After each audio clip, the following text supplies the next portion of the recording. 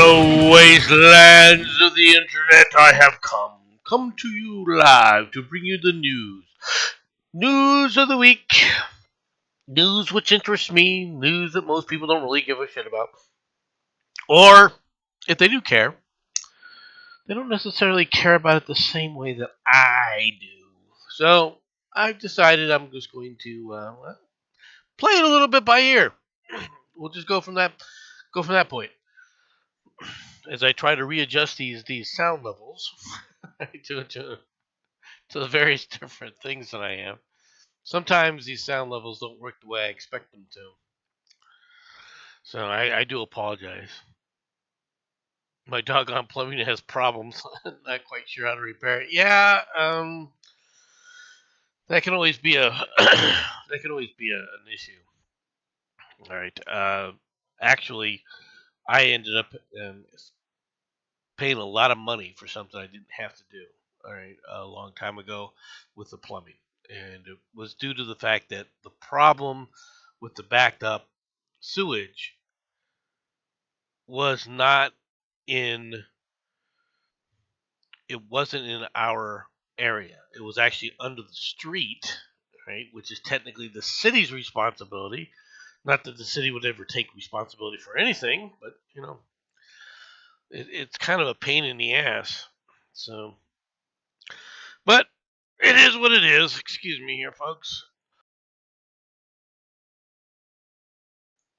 Got a little phlegm in the throat this morning. I repaired it once, but the glue didn't hold, so I'm kind of left scratching my head. What did you use for the glue or for the epoxy? Um, and is it threading on a? Are you dealing with like a pipe thread, or are you dealing with something else? I'm kind of curious. PVC. PVC is PVC is a pain. All right, I don't have any suggestions for you. Unfortunately, yeah. There's epoxy that may work, but then again, epoxy can also soften certain PVC, so I wouldn't recommend it. All right. You may have to call a real plumber and find out how to fix it. Okay. You may have to take that PVC out, remove it completely, and put it in a new section. That isn't always the easiest thing to do. But let's get to the news. Let's get to the news. And good morning to you all. U.S. offers UN resolution on war in Ukraine that falls far short of the rival European statement. The United Nations has proposed a draft UN resolution that falls far short of a competing UN backed statement demanding an immediate withdrawal of all Moscow forces from the Ukraine. Both are timed to the third anniversary of Russia's invasion of the Ukraine, which falls on Monday, when the General Assembly will vote on non-binding resolutions. On the non-binding resolutions, it sets up a clash between the United States and Europe, as the strength of its transatlantic alliance has been called into question over the Trump administration's extraordinarily turnaround on Russia, opening negotiations with Moscow after years of isolation as the U.S. looks to broker a rapid end to the war. European leaders were dismayed that their officials and those of the Ukraine weren't invited to preliminary U.S. Russia talks this week in Saudi Arabia. The short U.S. draft resolution acknowledges the tragic loss of life throughout the Ukraine Russia conflict and implores a swift end to the conflict and further urges a lasting peace between the Ukraine and Russia. Okay. We're going to talk about this for a moment.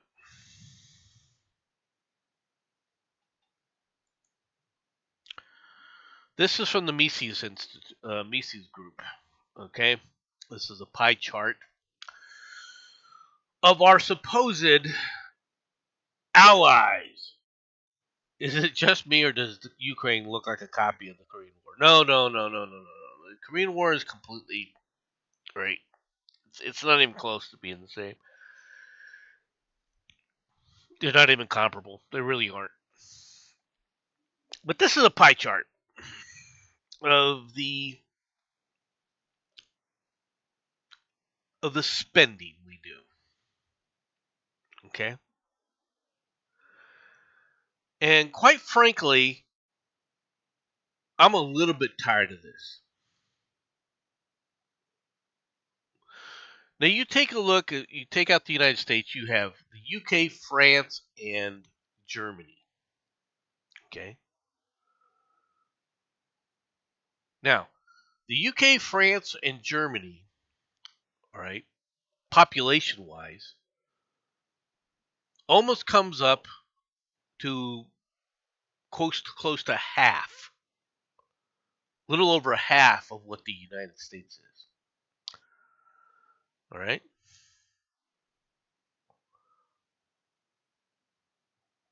Maybe a little bit more because there's no about half, a little over half, maybe 2/3, 2/3 of what the United States is. I think France has like 60 million people in it.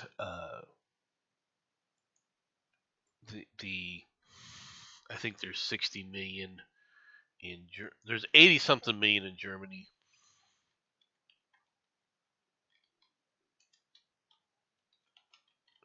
So let's see what the population. Yeah, so there's about 70 million French. All right, uh, there's 80 million, a little over 80 million Germans. All right, so and then so you add that 60 something million to from the UK, and they make up about 2/3 of what the US is, right? Population wise. Okay, let's go back to this pie chart. 2/3.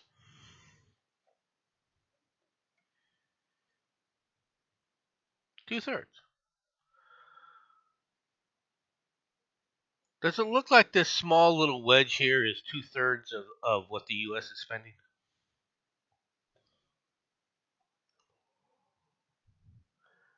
And quite frankly, it's for them. Okay? Quite frankly, NATO's not for the United States. It's to protect them.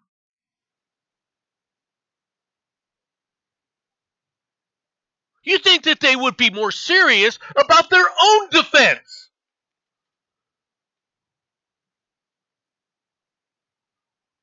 No, I'm bringing this up because everyone keeps bitching about the United States and what we're doing in the Ukraine, where we really don't have a dog in the fight. Oh, they're democracy. Oh, like you freaking care. Like any of you people care, all right, about the democracies or anything else. Aren't they supposed to spend at least 2% of their GDP on the national defense? Yeah, they are. The only one that's actually doing that, though, all right, is the UK. Germany, France, all right, are way below what they're supposed to be doing. Hell, even Canada can't even make up for it. When it comes to the defense of the world and the defense of these frickin' supposed allies, you mean backstabbing weasels is what they really are.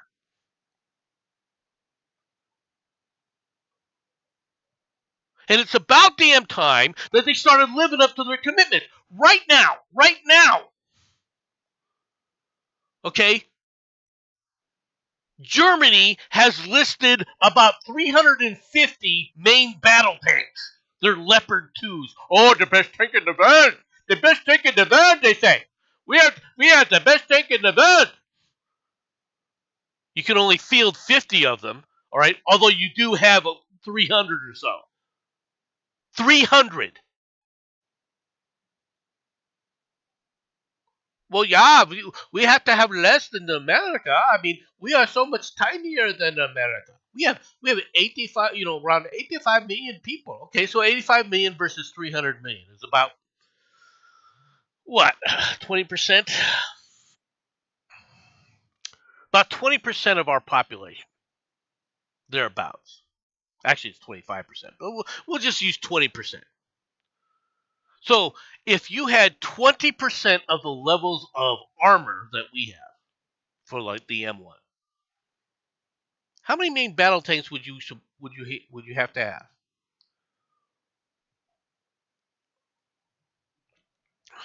If you're doing 20%, you'd have to have 1,500.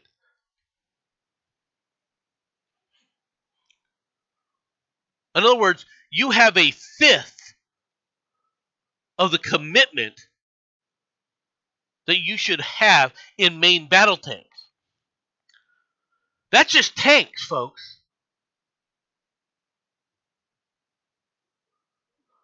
And only a seventh are operational. Not great. Gotta be short on crews also.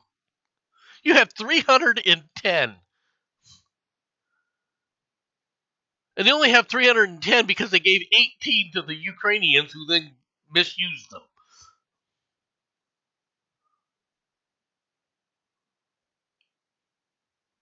Britain. Nothing against you guys. You've been at least mostly an ally. You right now currently, and this is a different problem. They at least keep up their commitments in spending, but they're doing it freaking wrong. Right now, currently, the Great British Navy, they rule the waves. Britannia rules the waves, huh? Right now, currently, Great Britain has more admirals than they do active duty ships. And I'm saying active duty as in the ships they have on active service. Most of which right now are in refit. But they have an admiral for every freaking ship.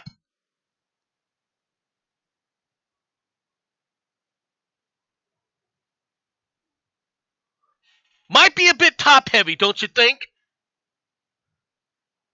Might be spending it on all this other crap that doesn't belong there.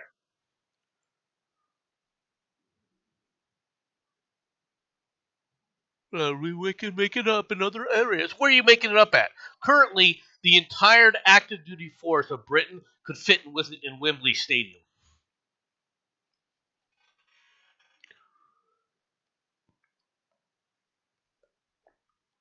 What does that tell you? Our great stalwart allies?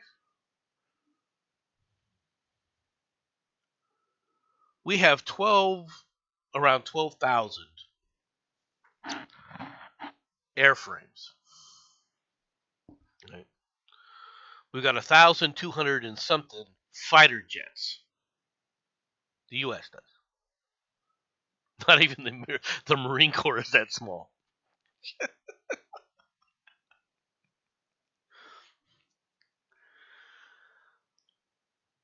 You know how many fighter jets?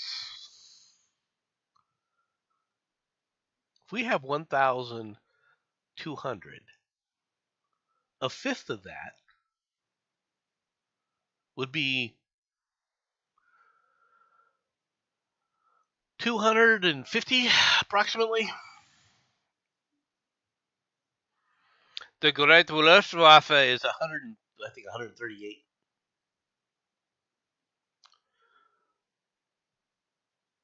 But they're our allies. We're there to protect them.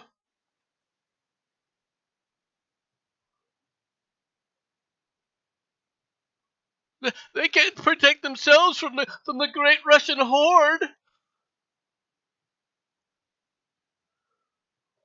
Allies? Now, Trump doesn't, with his commentary, doesn't help matters, right?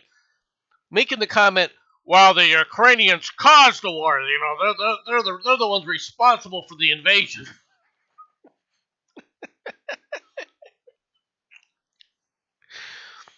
Yeah, I understand Trump is, you know, needs to he needs to be a little bit more diplomatic on what he says. Okay, not that it matters to the world. Seriously, not that it matters to the world. Okay, because it doesn't. The world has been using the U.S. as a patsy for too freaking long.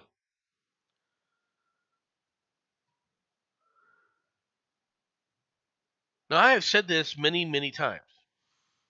Okay, and I'm going to say it again here. When did the Ukraine become a nation? When was the Ukraine a nation in history? When did the Ukrainian, if you look through history, all right, written history as far as we know, when do you see the nation state of Ukraine?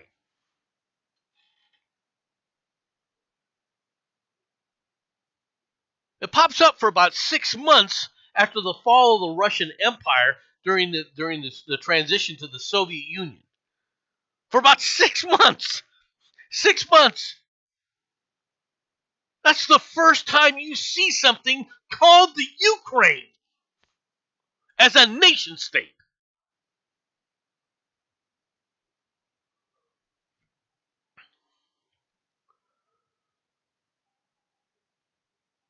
Now, afterwards, what do you have? You have the fall of the Soviet Union. They break up into these basically little collectives that were all supposed to more or less stay under freaking, the orbit of Russia, of the great Russian state.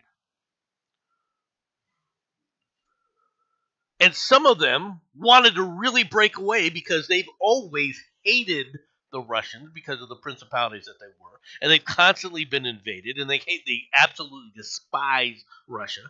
And I'm talking about the Baltic states that have tried to maintain throughout throughout history, even when Russia was an empire, tried to sit up there and create nation states themselves. Something, by the way, the Ukrainians didn't do. And we'll talk about that in a moment. But they were basically stomped on and freaking taken.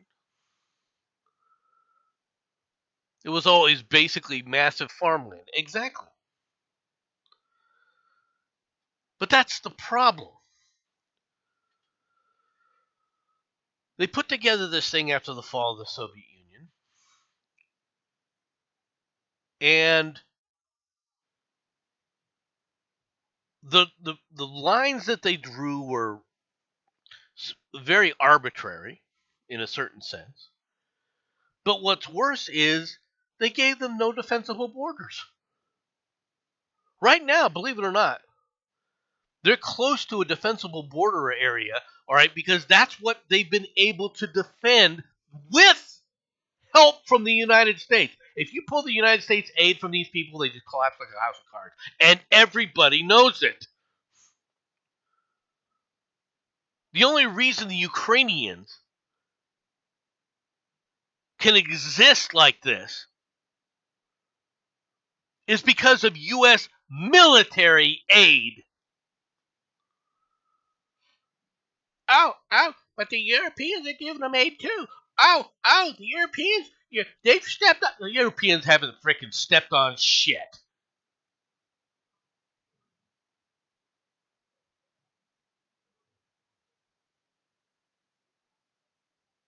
The most you got were a few tanks from Britain, a few tanks from freaking Germany, the great Wehrmacht, right? Giving them 18 freaking Leopard 2s. Of course, they're not the Leopard 2s that they have because they're the shield down Leopard 2s, all right, without the optics and everything else that makes a Leopard 2 and actually dangerous when it's actually working.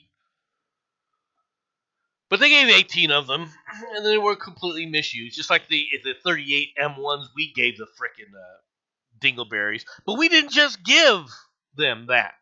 We gave them a whole passel load of Bradley fighting vehicles as well. And guess what? They misused those, but at least they were useful in the quote unquote great offensive that the Ukrainians were able to push the Russians back, the evil Russian hordes. And initially, they made some good strides for about 2 months, and then they petered out of people. And guess what? They lost all the land that they had gained in that quote unquote great offensive. Pretty much lost all of it in that great spring offensive. And they haven't been able to generate another one. Last year, there was no great offensive. Why? Because they didn't have the troops for it. So basically, now it's a meat grinder.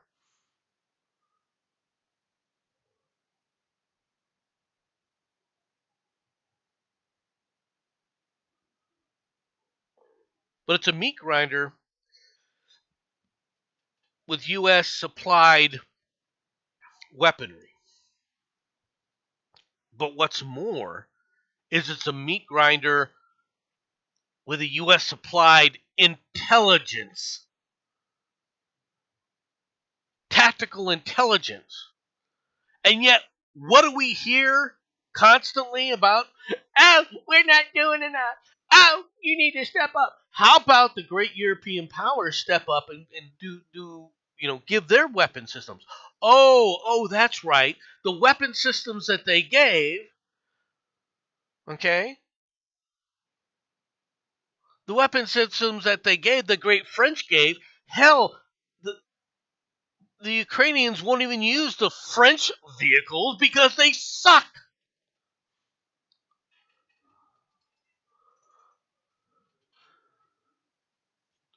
Zero experience from practice. Not surprising they lost their asses. No, it's the problem that the Ukrainians have is they were trained under the Soviet doctrine. All right, which that's what their commanders know.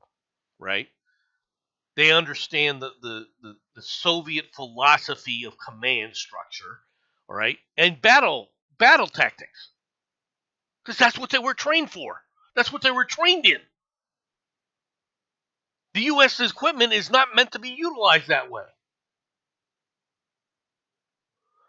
Look, a Renault. Slightly better than you.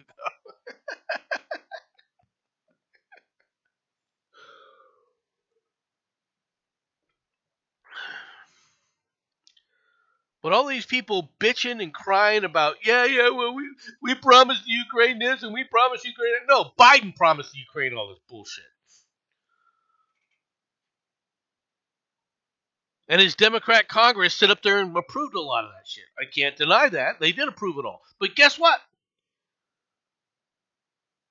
Bills come due, folks. But the EU has given them more money and more aid than the US. Really? They've given them more freaking military aid. Really? Then why do you need the United States? Oh, because you didn't really give them military aid. They gave them food assistance. They gave them non-lethal stuff for the most part. Hell, the Germans argued amongst themselves about giving them frickin' the Stinger, their version of the Stinger missile system, right, to beat back the Russian helicopters. Don't get me wrong. I mean, the Stingers and the other man-portable man-pack systems did a number on the Russian helicopter system. Did a real number on. Excuse me. Oh, goodness me.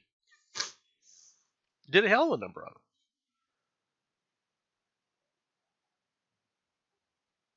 That's why it's all drone warfare now. You send a drone, we send a drone. Bomb, bomb, bomb, bomb. Drone, drone, drone, drone, drone, drone, drone.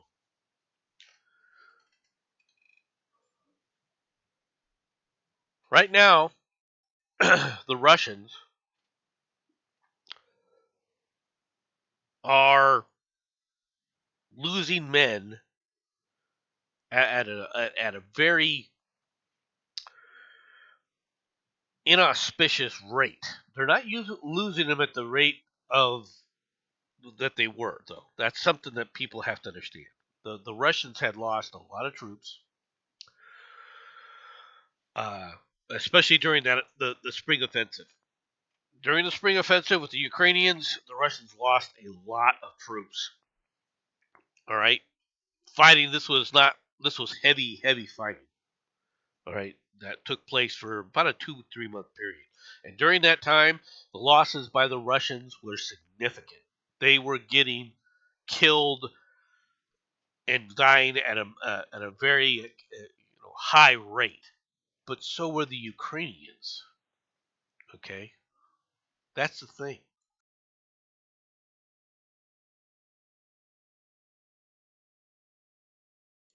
The Ukrainians were suffering massive losses of their own in material, equipment, and men. And nobody wants to talk about the men being lost by the Ukrainians.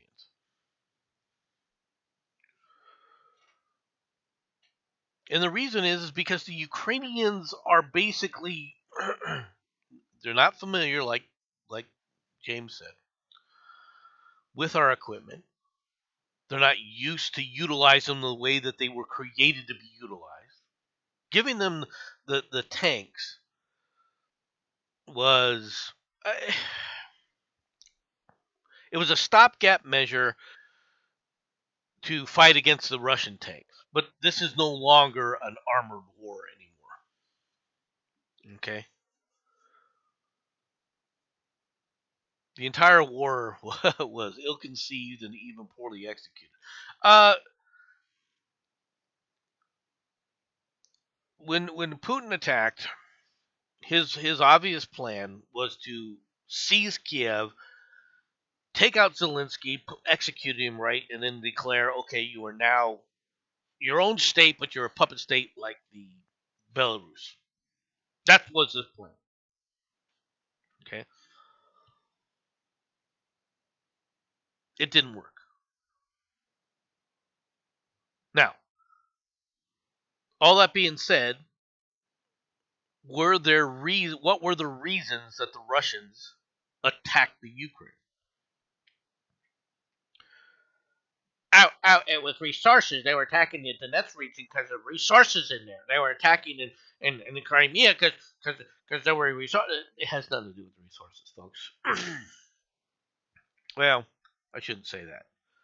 Resources are part of it, but that's not the main reason the Russians attacked. The Russians attacked because they wanted to prevent an expansion of NATO. Right or wrong?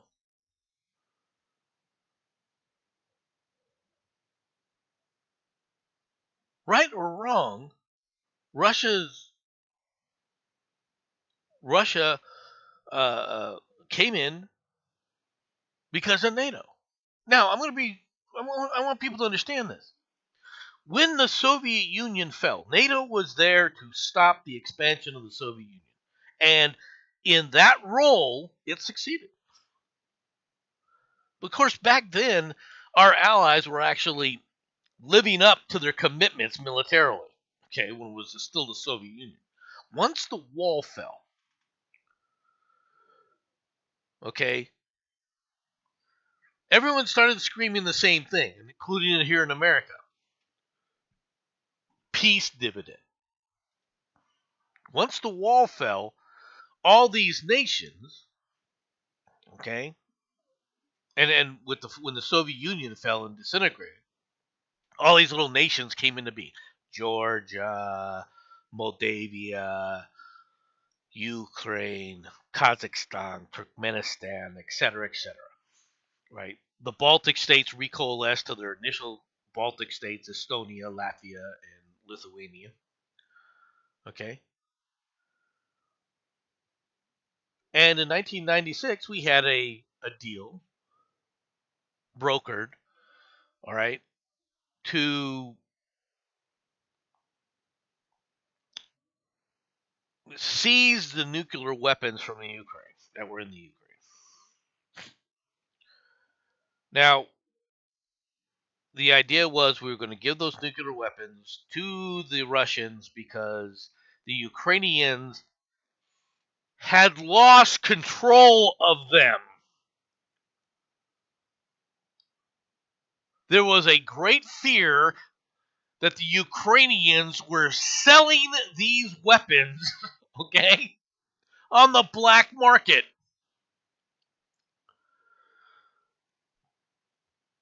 Now, a certain individual who I really like his stuff, called the Habitual Line Crosser, all right, just put out a video, and this is a kind of a response to him, who said, "Well, I see mischaracterizations and misinformation. I'm gonna stand up to it." Okay, so you stood up to the Ukrainians were at fault for the invasion. Okay, but you then mischaracterized the 1996 agreement as to what it was even about. The Ukrainians, if we had the nuclear weapons, if you had taken our nuclear weapons, you couldn't control them.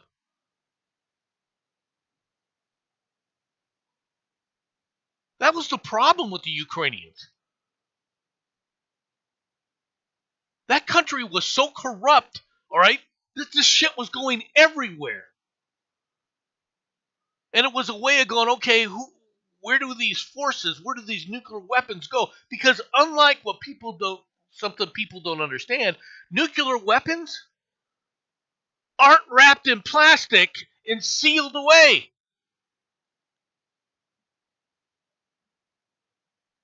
Nuclear weapons require high security and a ton of maintenance.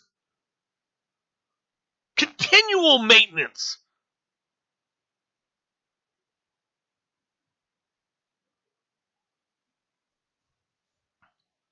But now everyone's talking about, well, we had an agreement where we would support the Ukraine because they were worried about a Russian invasion in 1996? They didn't give a shit about a Russian invasion in 1996.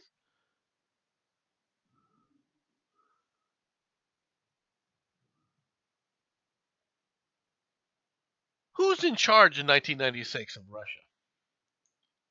Does anybody remember?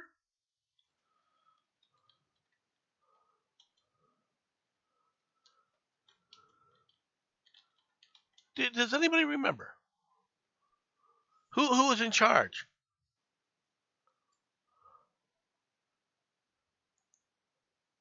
During that time frame?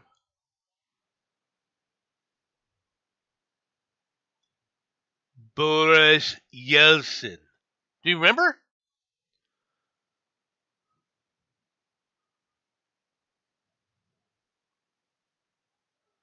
Do you remember the fact that it was Boris Yeltsin was the one in charge?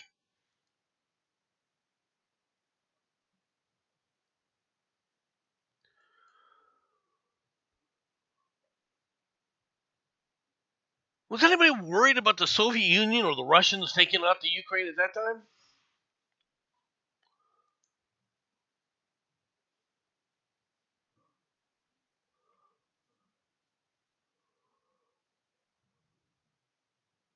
No one cared about that.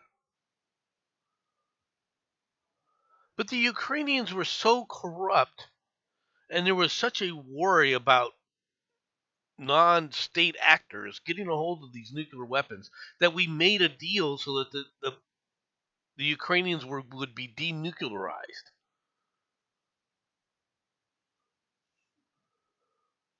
But the real blow came when we kept expanding NATO and didn't invite the Russians in.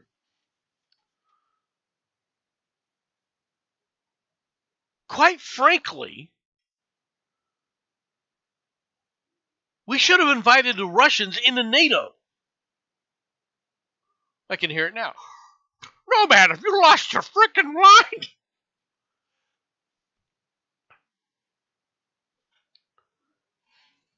AB, have you lost your ever-loving mind? NATO? Having Russia in NATO? Why not? We put Poland in NATO. We put Hungary in NATO. We put Romania in NATO. We put the 3 Baltic states into NATO. We put the Czechoslovakians, right? And even when they became Czech and Slovak, they became part of NATO. Slovenia, excuse me. It was a NATO frickin' festival. But the Russians couldn't play. Why?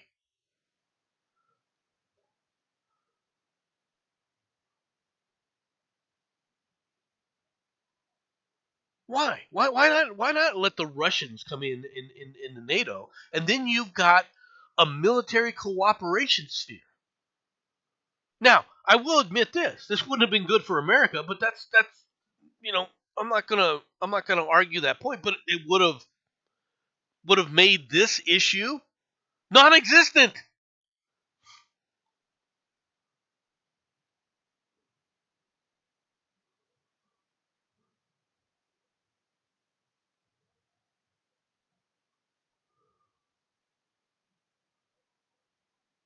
It would have made this not a problem.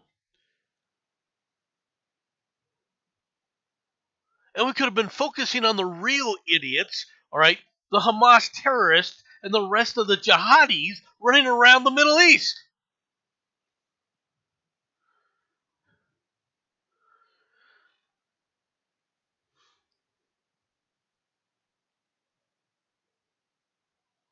But my problem with habitual line crosser is the fact that you totally mischaracterized the 1996 agreement. The Ukrainians, oh sure, they wanted to keep some of their nukes, all right? The problem was, like I said, maintenance and control. They were supposed to have serious, logistical things, and we were not supposed to expand NATO into Latvia, Lithuania, the Estonia. We were not supposed to sit up there and invite Romania, Hungary, all right, into NATO. And because we were doing that, and we had made it explicit that Russia, you can't join a cooperative agreement with us, how is Russia supposed to say, well, this is just not an alliance against us? And then what else did the Russians get slapped with? You can't join the EU. You can't come play in our backyard. You can't do this. You can't do that. But we're going to keep creeping closer and closer and closer to you.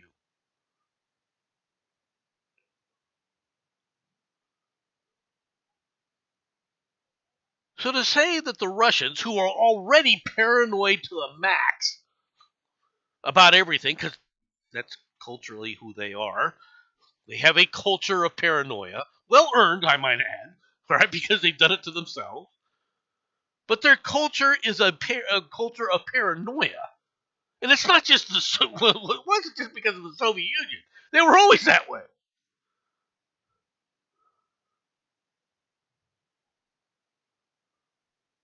But how did you expect them to react?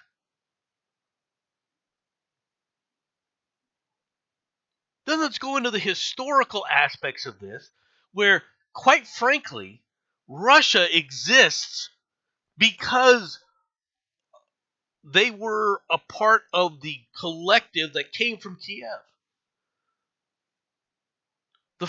Kiev was one of the first capitals of Russia, right? Before it had been moved to Rus in Moscow later on, due to shifting, aristocracy rises in this aristocratic group over another one. All right, but this was always an important Russian asset. Okay, so from a historical perspective, they have much more interest there. Well, the weather can kill you quite easily in winter. Some paranoia is worded. Look, I'm not saying. I'm just trying to point out the culturally that they were always kind of paranoid, and especially their aristocracy, which were. There are times when the aristocracy in Russia made the Medicis, the Medici in Italy, who were famed for poisoning rivals, look like look like simpletons. Okay,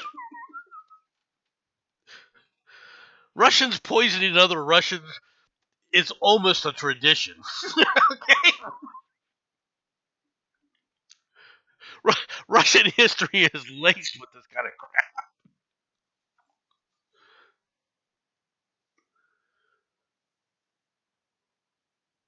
But the question comes from a U.S. perspective: is where's our dog in this fight?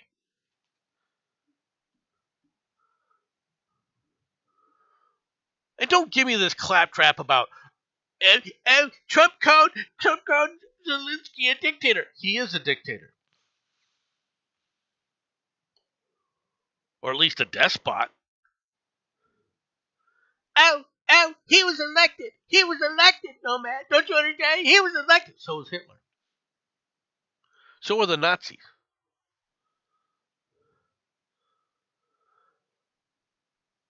Oh yeah, no, the Russians have not given up on poisoning me. You're 100% right. The Russians still, that's their favorite method of getting rid of people they don't like, is to poison them.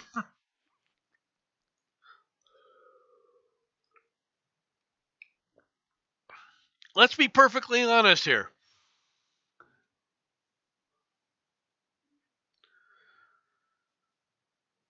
Now, Zelensky is a man of his time. Okay? I want people to understand this. He's a man of his time and the world he exists in. When I say someone's a dictator, is that a bad thing? Well, we generally think of it as bad because you can see the excesses of it. But quite frankly, it's no different than a monarchy, which we also think is bad. All right? Regardless of how many constitutional monarchies we have as quote unquote allies.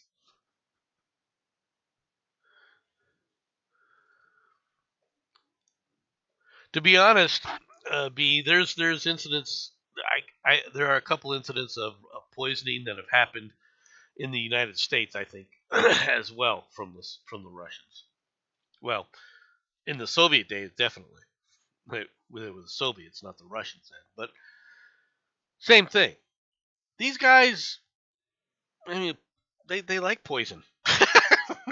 They like that. To them, that's an elegant solution.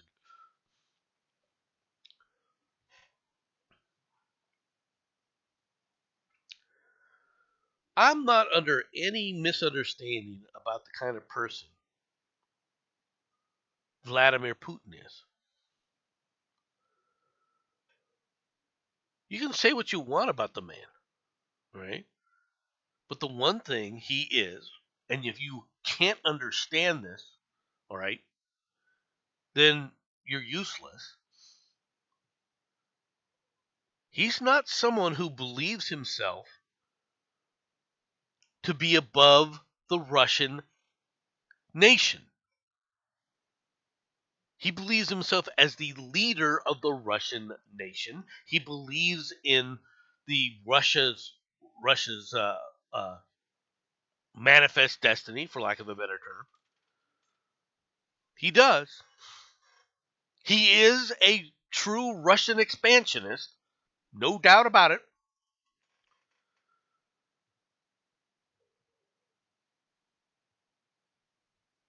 There's no doubt about it. But he's a Russian patriot. All these people who think that all he does is he, I, I am the great grand poobah of Russia. I am Hitler, like in the sense that I am Russia and Russia is me. And that's one thing that Hitler did say is that I am Germany. Biggest difference between Putin and Hitler.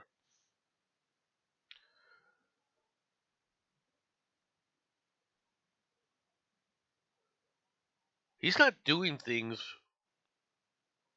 totally for his own for his own personal profitability. If he was, he would never have invaded Ukraine to begin with. But there were other issues that were going on. You did have things like the Azov battalions, all right, creating certain havoc in areas that were ethnically Russian within the Ukraine. Now, it was Hatfield and McCoy time with modern weaponry. By the way, B, if or anybody else, if you guys want to just jump into into the chat, just let me know in Discord.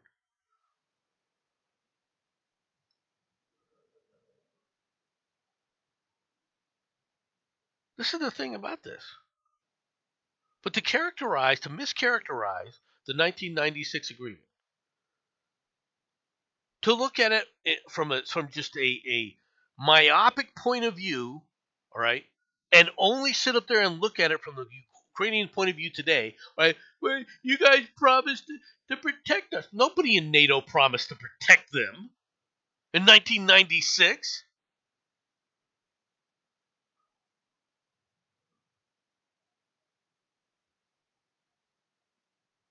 Now Russia did agree, though. Okay, we won't put our forces in here, all right.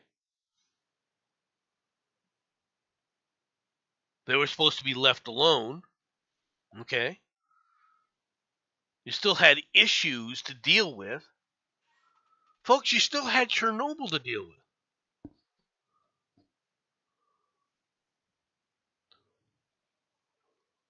Anyway, let's go on to this story. Reversing U.S. policy, Trump attacks Zelensky, blames Ukraine for the war in Russia. Right? For the past 3 years, the United States has been Ukraine's leading supporter in its war with Russia.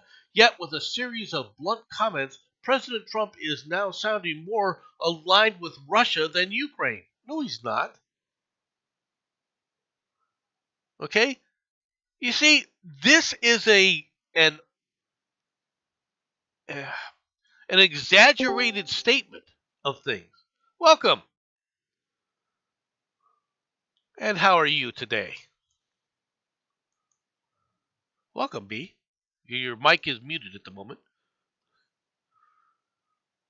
Hello. There you go. How are you, MC? How are you doing? I'm good. Yeah. Feel free to badger me and harass me for being wrong about things. Okay? I will. Sure.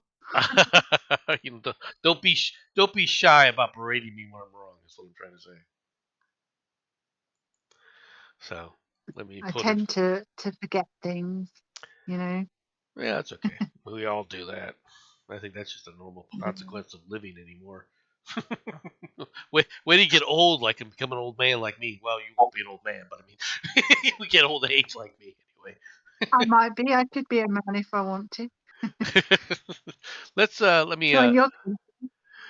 me. I need to do something here for you. All right. I don't know if you can see Discord, but I'm going to go ahead and go live so you can see these things as they come up.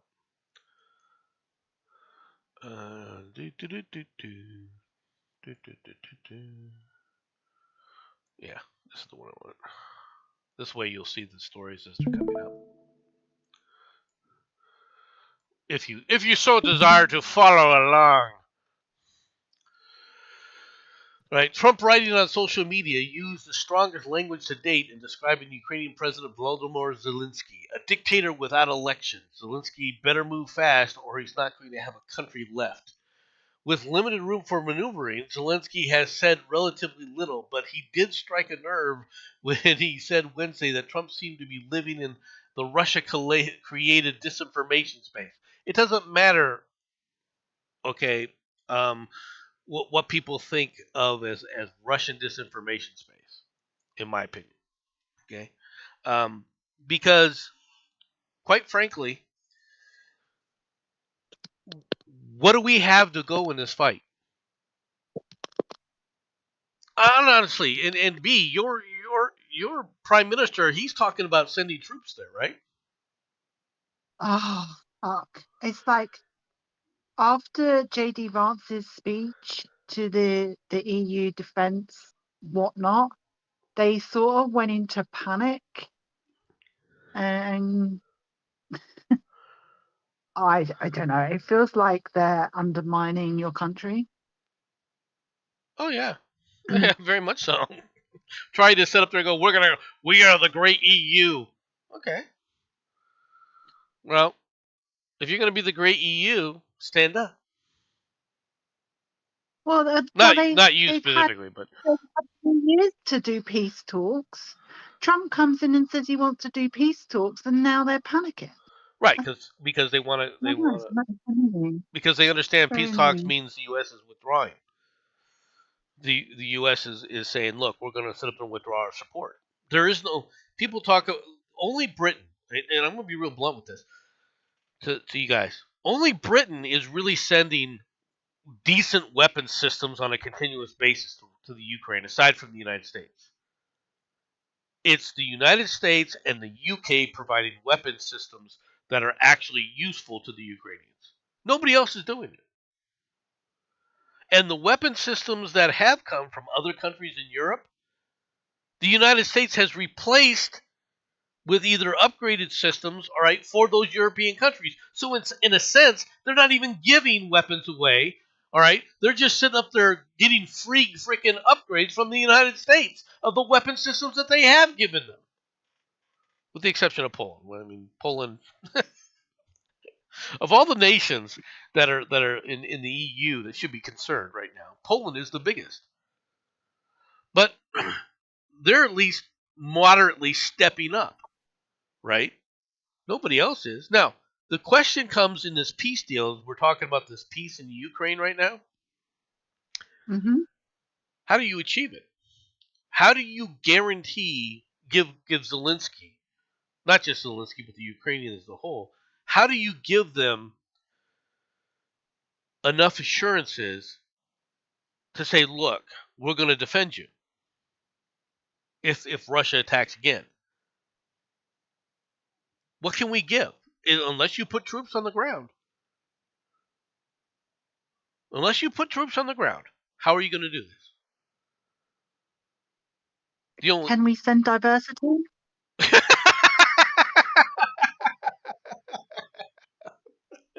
I keep being told that it's our strength. So.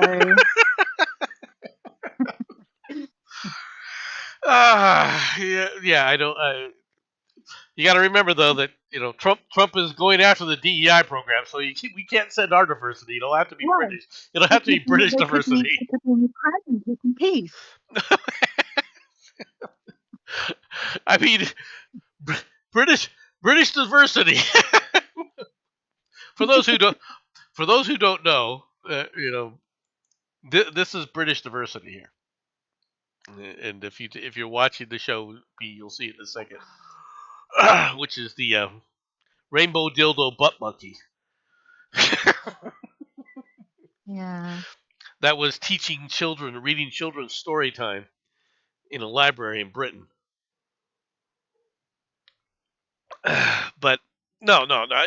Look, the question is the only way we could do that would be to modernize,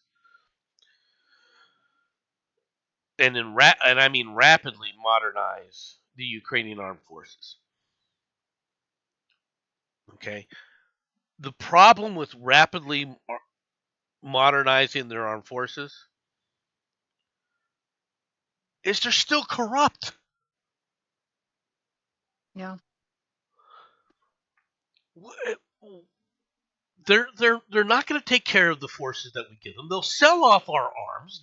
And for people who don't believe, there's no proof that they were selling off their arms. Yes, there is proof they were selling off their arms. I'm not saying they were selling it to the Mexican cartels.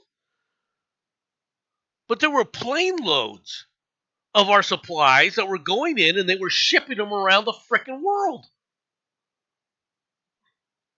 Remember that one plane that blew up in the air? The Ukrainian cargo plane? They found it carrying frickin' how many artillery shells that we had supplied to them? Because they were selling it to, I think it was Burma at the time. So you end up with a habitual line crosser saying, well, these things aren't happening. Well, what about the plane that blew up that sit up there and had all those artillery shells in it? What was that? That just an accident? We're shipping artillery shells out of the Ukraine when they're in such desperate straits that they're sending the shells to Burma, and yet at the same time you don't think that there's a problem there with this stuff? That they're not selling our freaking weapons on the world market? Come on.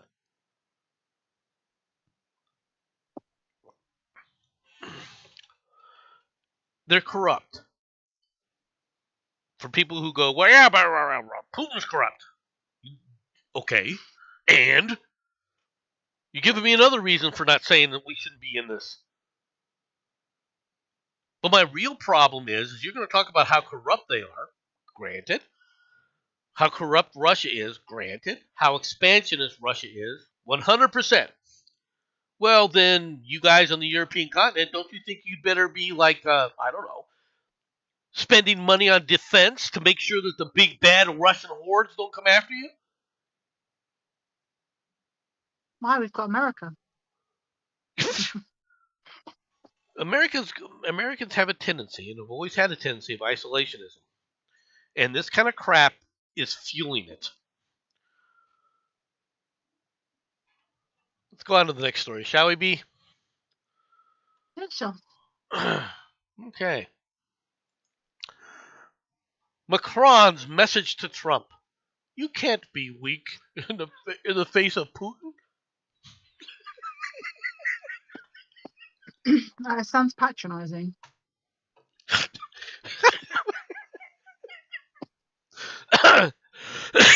Macaroon boy here. French President Emmanuel Macron, and yes, I'm intentionally mispronouncing it, which for me is most of the time I butcher it and I don't even know what I'm doing. Said that he intends to. The monkey is also appropriate. He intends to tell the U.S. counterpart Donald Trump that it's in the joint interest of Americans and Europeans not to be weak in the face of Russian President Vladimir Putin. Right? Amid the U.S.-led negotiations to end the 3-year war in the Ukraine. Macaroon will travel to Washington to meet with Trump on Monday, the White House said. Okay, Macaroon, you want to stand up? Well, then, let's see you stand up. Let's see that NATO commitment. Let's see you stand up with your armed forces. Let's see you. Well, I think it was. They have about 70 million population-wise. France, I think it's 70 million people. You have 70 million in your population. The United States has around 320. All right, 300. I know people go 300, 360, 350. Nomad. Yeah, well, I'm not including the 30 freaking million illegal aliens that are across the border. They won't fight for your country. Right? No, they won't fight for the country. They'll freaking flee back to Mexico. Mm-hmm. They won't. Not that they'll fight for Mexico either, but that's a separate issue, right? So, since you're about, well, that's 70 million, you're about 1/5 the size. Once again, about 1/5 the size of the United States, right? Or 20%, 20% of the size of the United States. Are your armed forces 20% of the United States' armed forces? You know, and your main threat is the guy next door. You know, the Vladimir Putin, the Russian expansionist. What have you done for your security in Europe? Okay, where is it? What do you think? What do you think Trump's going to tell you? Trump's going to look at you and go, "Who the hell you talk?" I can tell you right now what Trump's going to say. Who are you to talk? Then defend yourself. They sent a bunch of, I don't know if you know this, B, but the French sent a bunch of their old armored cars over there to the Ukraine. And the first time that the Ukrainians attempted to use them in battle, they were literally shot full of holes. All right, not from the tanks or anything else, but from the freaking small arms, the heavy caliber small arms fire from the troops, from the infantry troops. So much so that that they literally had to pull them off the front lines to take them in the back, and they only used them to shuttle troops around in the back behind the main lines. That's how great the grand and glorious the French commitment was. At least the Challenger 2s fought. They misused them, but at least they were freaking there. What you talking about, Willis? You know, it's amazing what these people, have done. It really is. Let's move on to the next story because I'm just taking too much time here. Oh, from the Mirror. Donald Trump was recruited by the KGB with the codename Kasnov, claims an ex-Soviet spy. Really? The former chairman of Kazakhstan's National Security Committee, Alnur Musev, claims that the Soviet KGB recruited Donald Trump before the collapse of the Soviet Union, assigning him the alias Kasnov. What? They're desperate. That sounds desperate. There was no proof given. There was no proof given. He claimed it on a Facebook page. Oh, God. Now, nothing against anybody, but when the Soviet Union fell, they turned over a bunch of the archives of the KGB to us. Did anybody see that in there? That Donald, before he was president, or even thinking about being president, all right? Do you think that we may have seen an article? I mean, we found the letter that they had for that our traitor in the Senate, all right? Good old Teddy Kennedy sent, all right? But now he was a secret Soviet agent, Kasnov. I feel like this is just more stuff to just try and discredit him. It And is. just keep piling out, hoping something will stick. It's like, okay, this guy has every reason to try and discredit Trump, and yet these guys run with it as I mean, the term Soviet disinformation, that's Soviet disinformation. Let's be perfectly frank. Yeah. And yet these guys print it as if it's gospel. Let's go around the world a little bit here. Placebo rocker formally charged after calling Italian prime minister a fascist Nazi. British rocker and Placebo frontman Brian Molko has been charged with defamation after hurling insults at the Italian prime minister mid-performance. Giorgia Meloni sued Moltok in August of 2023 after he allegedly branded her a fascist and a Nazi while on stage in Turin. The lead vocalist, guitarist, and lyricist, Molko, reportedly also called Meloni a piece of crap right during the gig at the Sonic Park Festival in Stupigini. How do I say that word? I can't say it. Where is it? It's right here. Right here. Stoop in Inigi. Right.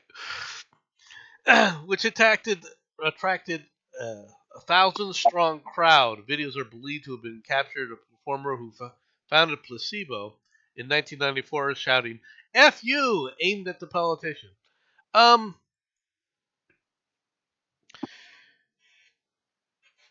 Suing a guy for defamation and these kind of things, it's probably the only thing you can do, isn't it? Although I don't know, obviously Italian law and U.S. law is completely different. But can you sue somebody for calling them a Nazi?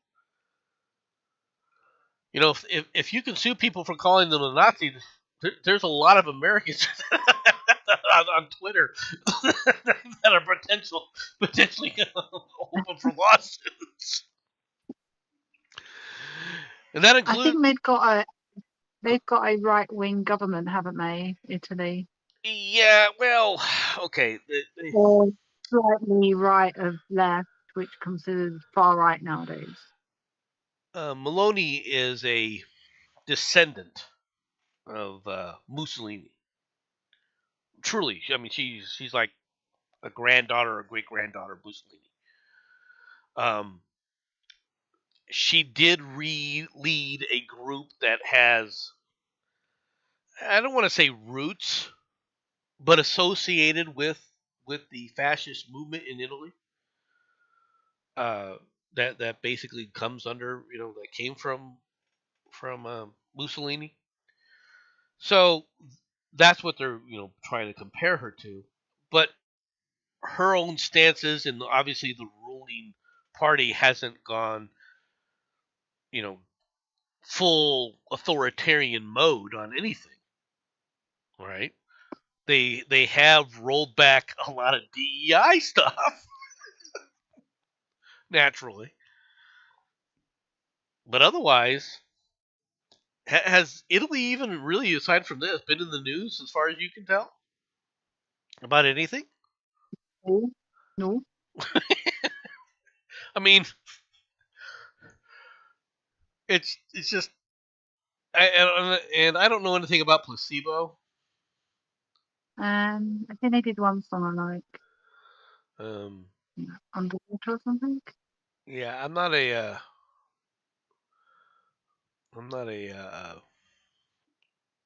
person who follows music trends all that closely, so I don't really know anything about placebo. All right. Then again, you know, it's a celebrity. Who cares? I hate to say it.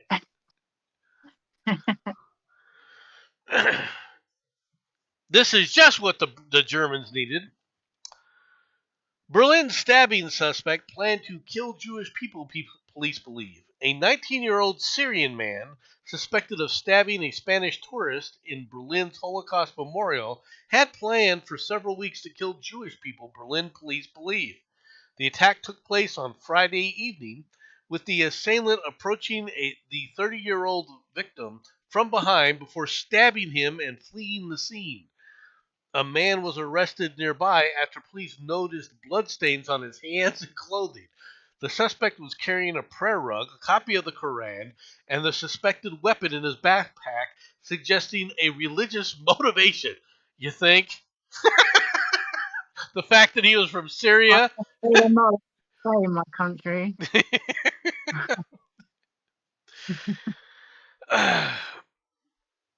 All right. After being taken to the hospital with serious wounds in his neck, the victim underwent an operation and was put into an induced coma. His life is no longer in danger. Um. Okay. To say that the life is no longer in danger is kind of a misnomer, right? I mean, the guy was stabbed, all right, and the problem with stabbings, even if they do surgery and repair, the damage as much as the mostly peaceful jihad, um, is knives tend to carry disease. Okay, so they induced a coma, and they didn't say that he's no longer in it. So I mean, when they induce comas, it's a serious thing, and sometimes people don't come out of them. Okay, it's just hope for the best for the victim, but this is what Germany imported, and Germany has elections, right, coming up. I think it's tomorrow, isn't it? Yeah. So, which leads me to another question: why would anybody have elections on a Sunday? But Well, whatever. because people aren't working. Right? Well, yeah, but people are not. They have other things. I don't know. They're German. Yeah, in America, the Sunday is supposed to be a day of rest. and everything. So why would you? Voting is not a restful thing, right? It's not, right? At least not in my opinion. So, but that's fine. They can do it on Sunday. That's their view of the world. I just think that an incident like this doesn't it freaking move even more towards increasing support for the AFD, which is very anti-immigrant, right? I wouldn't say it's very anti-immigrant. They're actually quite moderate, Really? but yeah, um, They're, they're just they're only slightly right. the AFD is only slightly right. I thought that they were the offshoots of the Only Nazi Party. slightly right. I know. Yeah, no, their manifesto is quite moderate.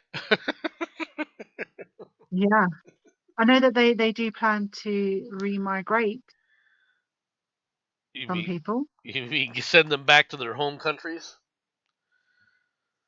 Kind of If like, I don't think they can, because I think they're part of the ECHR as well, aren't they? oh, well, They yeah. might have problems with that. Well, you see how well it's working here in the United States because wherever they go, they just try and stop the mass. Well, we can't deport an Albanian because his son doesn't like Albanian chicken nuggets. So we have to keep the criminal here and his chicken nugget loving son. So, we are very proud that England has the best chicken nuggets. So we've got that going for Well, us. in America, we have things we call chicken nuggets. Okay, they're they're not chicken, but that's a separate issue. It's just a vat of stuff, right? It's tasty. Yeah, I'll give them that. Let's go down to Latin America for a little bit. Argentina's president Javier Milei, right, faces a probe over cryptocurrency crash. Go away. The judge in Argentina will investigate President Javier Milei's role in promoting a cryptocurrency that crashed, marking the biggest crisis of his presidency to date. Opposition lawmakers also threatened to impeach him over the post on X about $Libra, leading the country's stock market crash to lose more than 5% on Monday. As President Milei has pushed through several profound economic changes that have led to the first budget surplus in 14 years and to inflation rates that are beginning to plummet. While the moves have also sent poverty rates soaring, Milei has managed to preserve his popularity, which is now threatened by Cryptogate. A debacle is a slap in his face. All right, he told Argentina's Todo Notoris. I mean, he was just here, all right, and handed a chainsaw to Musk. I saw that. All right, to cut Musk. I mean, Musk was on a thing. They were speaking at a conservative group called CPAC, Yes. and I'm sure you've seen already videos of a Musk waving the chainsaw. How it's gonna slash the budget. Uh, Weirdly, I've seen people complaining about Liz Truss more than anything. So the thing is, though, is I think that Milne, I mean, he did what he said he was going to do. He actually has Hmm. shored up Argentina now. Argentina's on a much better footing from where it was before. Are the people in Argentina better off? Some are, some aren't. Right? But that's the way of the world. Right? There's always going to be people who are better off than other people. Okay, has it made things? Well, poverty skyrocketed. Yeah, not really. Okay, all right. So you will see I hate to say this, but this is one thing that is going to happen. You will begin to see a huge disparity in poverty, all right, between the very rich and the very poor. It will grow,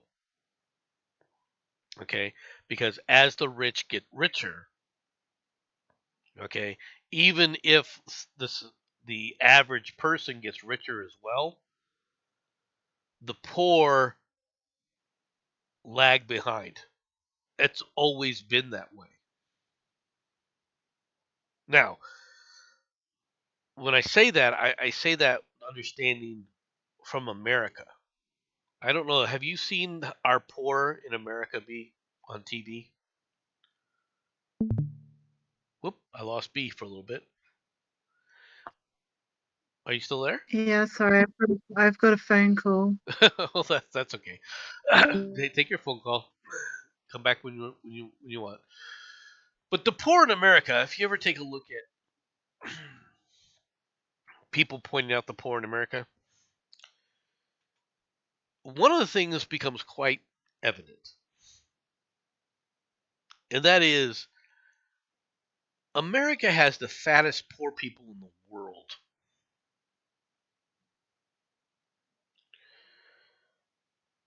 We don't know what poverty is. Unless you go outside the country and truly see poverty, Americans don't really know what poverty is. Because they never had to see it, they never had to experience it. True poverty, where people are barely surviving.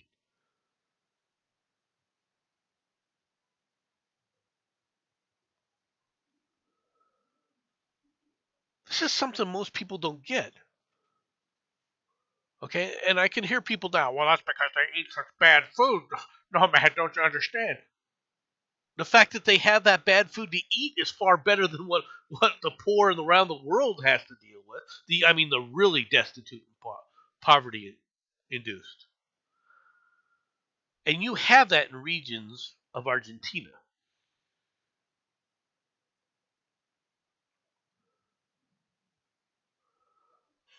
So let's go on to the next story. Brazil Supreme Court orders a suspension of video sharing platform countrywide. Sao Paulo. The Brazilian Supreme Court justice on Friday ordered an immediate and full suspension of the video sharing platform Rumble in the country due to noncompliance with court orders.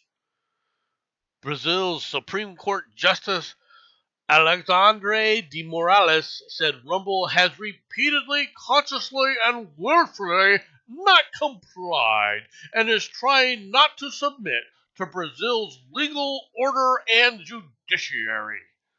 Morales on Thursday requested Rumble to name a legal representative to Brazil, but no appointment has been made as of Friday. Morales said Rumble ignored his decision to block the account of far-right blogger Alan dos Santos, a supporter of the former Brazilian president Jair Bolsonaro. Dos Santos currently is residing in the United States and, and has been under a preventative arrest order in Brazil since 2021. He faces charges including criminal conspiracy, defamation, incitement to crime, hate speech, and money laundering.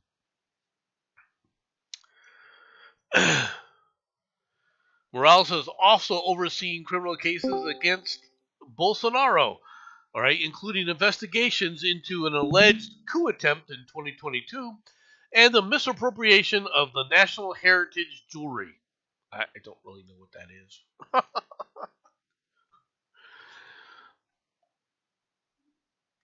Rumble, along with U.S. President Trump Media and Technology Group, sued Morales in Florida earlier this week, accusing him of illegally censoring legitimate political discourse in the United States.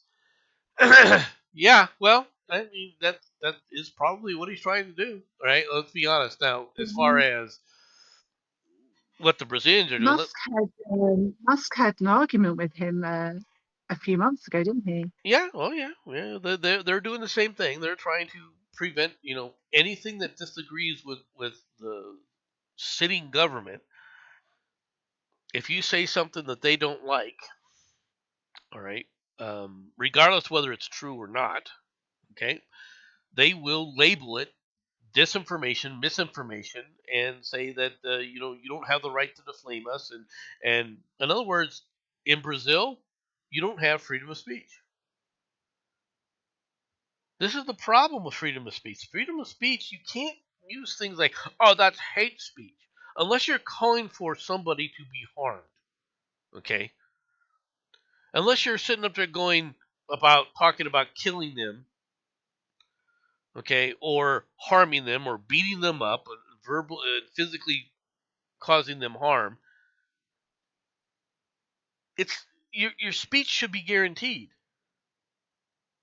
The moment you issue a threat, well, that should be handled by the legal system. Threats. But it's not a threat to sit up there and say, look, I don't think this is working. Hey, look, these people are putting out bad product. This person's putting out the government is told us this is all good for you, like the vaccine, right? You want to tell me this vaccine works and I don't believe it works, I should have every right to tell you I don't think this vaccine works. Now, if I don't have any evidence of that, right, I'm just talking out my butt, people aren't going to listen to me because people are going to check it out. You would think. I would hope. I mean, if you've got a deadly disease going around the nation and somebody says, hey, this cures this, I realize that desperation, people that may have that disease may become desperate and they'll take it, right, regardless of the consequences. All right, but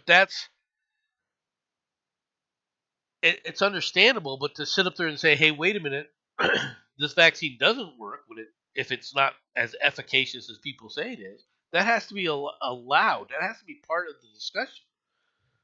It can't just be, okay, well, these people are, they're part of, for us, we have what's called the CDC, right? Which is the Center for Disease Control. The CDC is part of the bureaucratic branch. It's part of the bureaucratic state, federal bureaucracy. And whether people want to believe it or not, they're not apolitical. They're supposed to be, but they're not. And I say that not because of COVID or any of the rest of that. All right. I'm not going to argue that there weren't problems with that, but the reason I said that about the CDC was even before COVID. The problem with the CDC is they made comments about, oh, we got to have gun control in the country. Well, you're supposed to be talking about diseases in the country, not gun control. You're spending resources that should be used to find cures for diseases ravaging the world, and yet you're bitching and whining and spending time creating data on, well, gun control in America? At that point, you're political. Or am I misreading that, B?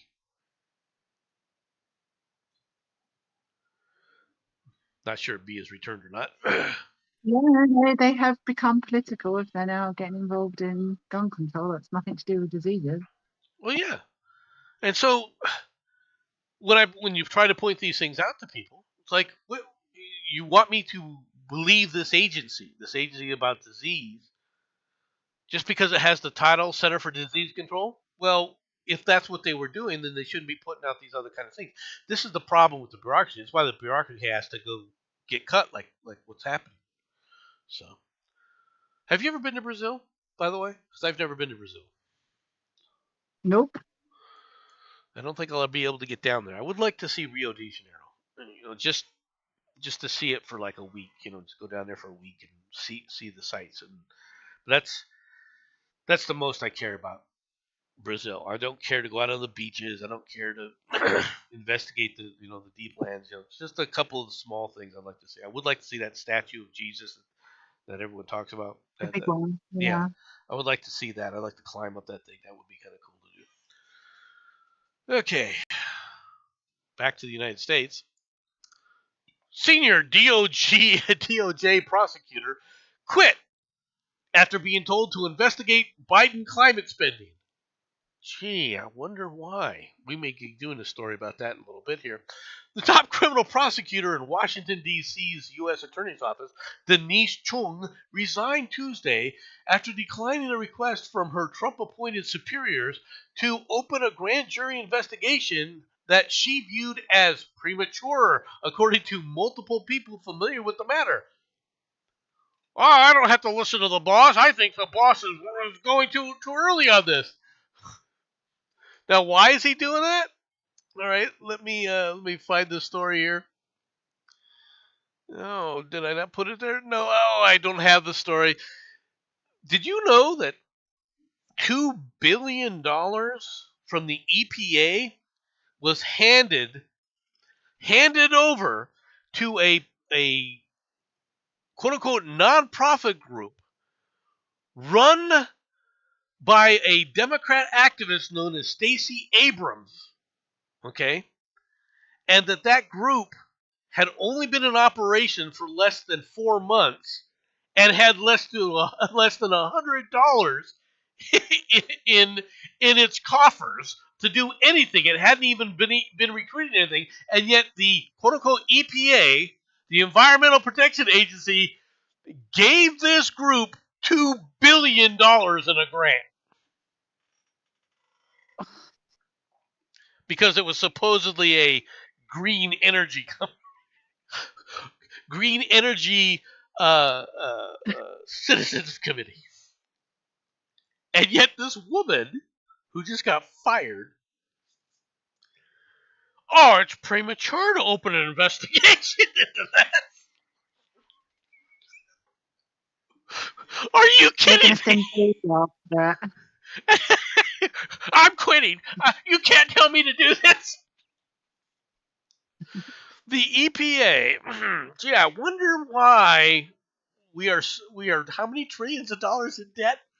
Wouldn't have anything to do with the fact that the government agencies around this country, in this nation, the federal agencies, have been constantly handing out money in slush funds for the Democrats. It's been one And everyone else. Go ahead. And everyone else. Well, yeah, not really. No. Oh, they're slush funds. Don't misunderstand me. Are there GOP slush funds? Yes. Okay. I guarantee you they're going to come to light now. All right. I guarantee you there'll be specific people involved in them, kind of like Mitch the Turtle, Mitch McConnell the Turtle. All right. Him and his communist Chinese wife. All right. Oh, she's not a communist. She's just a drug dealer. She's a cocaine dealer. All right. Something else most people don't know about. But yeah, she was Mitch McConnell's wife is Chinese, and she's been involved in some very nefarious drug dealing folks, right? In a variety of areas. They're all dirty. There's no doubt about that. But I can tell you right now that the vast majority of the DNC was doing slush funds, or I mean, of the federal agencies were doing slush funds for the DNC. Now, how do I know that? Well, let me ask you a question, B. In the last election, this election where Trump was elected, okay, what percentage of the votes do you think went to Biden in Washington, D.C.? I only saw that Biden was more popular than Obama. Okay, so what percentage? Give me just a guess. Was it 70? 70%? Not even close. It was over 92%. Okay, wow. All right, now D.C., who lives in D.C.? All these government bureaucrats. Do you see the problem? When you have 8% of the bureaucrats are quote unquote conservative and 92% of them are liberal, who do you think's getting the money for the slush funds? Mainly liberals or mainly conservatives? And this has been this is the problem. Now you don't. I suspect you don't really follow American football that closely. Um, No. right, right. So you won't know this about this, but there is a previous Super Bowl winning quarterback named Brett Favre. All right, Brett Favre was a a a quarterback for the Green Bay Packers and led Green Bay back to a resurgence where they got into the Super Bowl and won the Super Bowl. Okay, now Okay. he of course has retired since then, and I'm not going to go into some of the other things that he was involved in because this guy is a typical a typical stupid jock. Okay, for lack of a better term, right?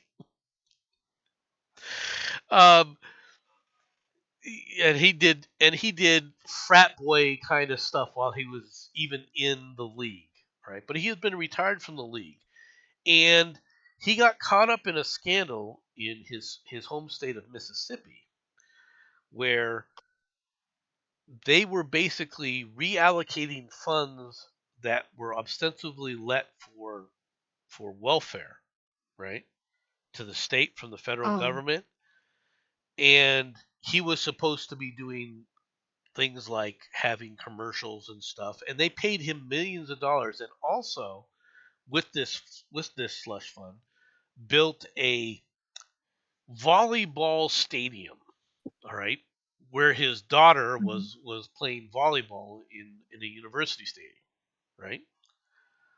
Well, all this came to light, and people were like, "Well, yeah, we got to Brett Favre was illegally doing this and everything else, and we got to charge him and so forth." And I'm like, okay, the only reason they're not charging him, of course, is racial, right? Because he's a white. That's the only reason why he's not being charged with things, which is ridiculous.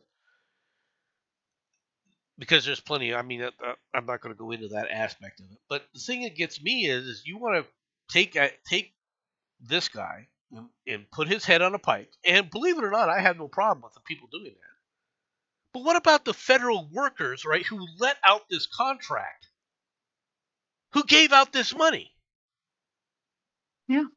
Why aren't their heads on pikes? Where is this? Okay? I wouldn't say 100%. I know what you're talking about, but I wouldn't say 100%. Right? These people are the problem. You should, if you don't want this kind of money, and what's worse is this was it was meant as a slush fund that's used this way. This is the problem with it. You gave money, and you say, well, it's under this program, which you've designated as welfare, meaning it's for the poor, right? But you gave no restrictions on how that money can be used. Who does that? You know, who comes back with that? Which authority gave it there? All right, as unrestricted funding, as an unrestricted grant. Use it as you see fit. This is the problem. You were talking about DEI before, right? Me. Hmm. This is a DEI cut. Trump fires the chairman of the Joint Chiefs of Staff and two other military officers. President Donald Trump abruptly fired Air Force General C.Q. Brown Jr. as the chairman of the Joint Chiefs of Staff on Friday, sidelining a history-making fighter pilot and respected officer as part of a campaign led by his defense secretary to rid the military of leaders who support diversity and equity in the ranks. The ouster of Brown, only the second black general to serve as its chairman, is sure to send shockwaves through the Pentagon. His 16 months in the job has been consumed with the war in the Ukraine and the expanded conflict in the Middle East. Then why was he going out there saying we need to start instituting all these DEI programs throughout the Pentagon? If he's concentrating on the war in the Ukraine and the war in the Middle East, then why was he pushing DEI? Brown's public support for Black Lives Matter after the police killing of George Floyd had made him fodder for the administration's war against wokeism in the military. His ouster was the latest upheaval in the Pentagon, which plans to cut 5,400 civilian probationary workers starting next week and has identified $50 billion in programs that could be cut next year to redirect those savings to fund Trump's other priorities. The other person he fired, by the way, that was way up there, was the "quote unquote" secretary of the one in charge of the Navy, right? But this has been the problem. The chief of naval operations, Admiral Lisa Freschetti, and vice chief of staff of the Air Force, Jim Silf, or Silf, whatever. These people have been pushing. Okay, now when I was in the military, every year we had these annual trainings. All right. And these trainings were basically,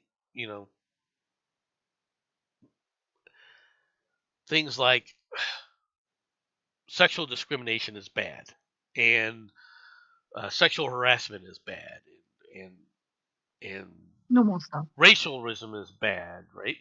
And it went from that to, okay, we got to have. They renamed it while I was there. They renamed this sensitivity training. You have to be sensitive, all right, to the feelings of the other people within the group. Now, what they would use in these wonderful freaking meetings as training material is the most egregious examples of everything. Well, baby, if you sleep with me, maybe you'll get that promotion. Now, everybody knows that that's wrong. Reinforcing it, okay, you want to come about it, but that's not where the problem was.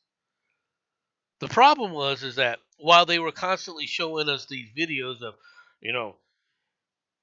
hey, get over here and shine my shoes kind of crap because that's the color of your skin, that kind of stuff being wrong, which everybody could acknowledge is the obvious things that are wrong, right? Mm-hmm. What was happening was something completely different, especially with my experience with women in the military was you bring in women in the military, the first thing they do is they don't do their job. And they're not qualified to do their jobs, most of them, all right? And I mean physically qualified. And they constantly go to the medical clinics. They're constantly shirking other responsibilities, okay?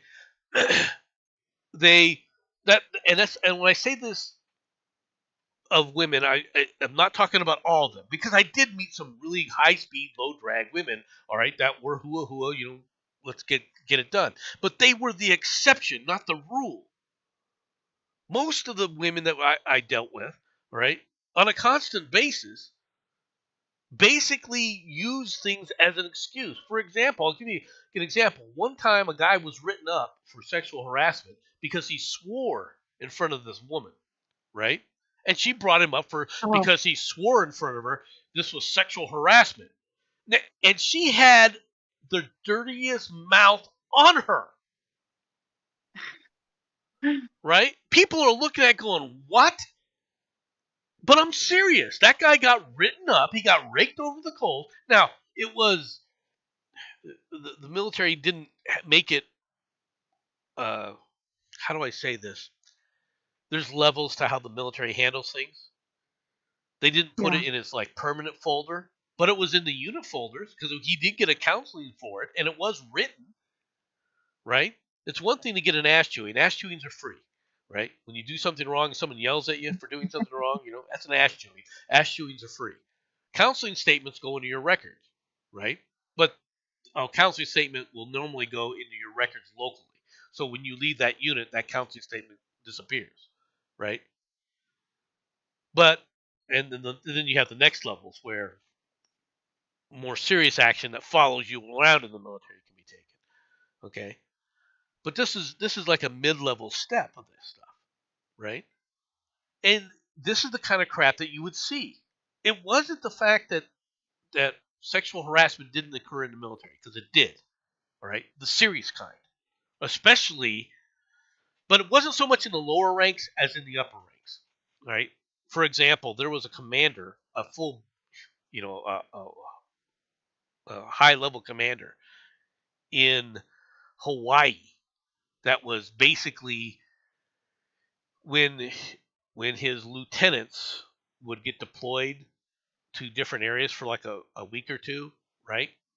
He would visit their Hmm. wives and proposition them with, if you want your husband's career to improve, you'll sleep with me. That did happen. Okay, that guy did get caught and he did get prosecuted. Okay, so I'm not saying it doesn't happen. Okay, I'm just saying that it can go too far though with some of this other crap, and it did. And then when we got to the sensitivity training, that was one of the reasons why I left the military. I was like, you know what, this is just nonsensical. We're not even trying to be a professional military anymore. So, and the reason for this kind of crap happens is because of officers like this guy. He might be a brave individual. This is something else that I think people don't understand. There's a difference between being a brave individual morally and being a brave individual, okay, physically. I'm sure this guy was a hell of a, in combat. This is somebody you want to have near you. But at the same token, I don't want him going, oh, we need to have a policy of let's all get along and let's put men in high heels and have them walk around so they can feel what it's like.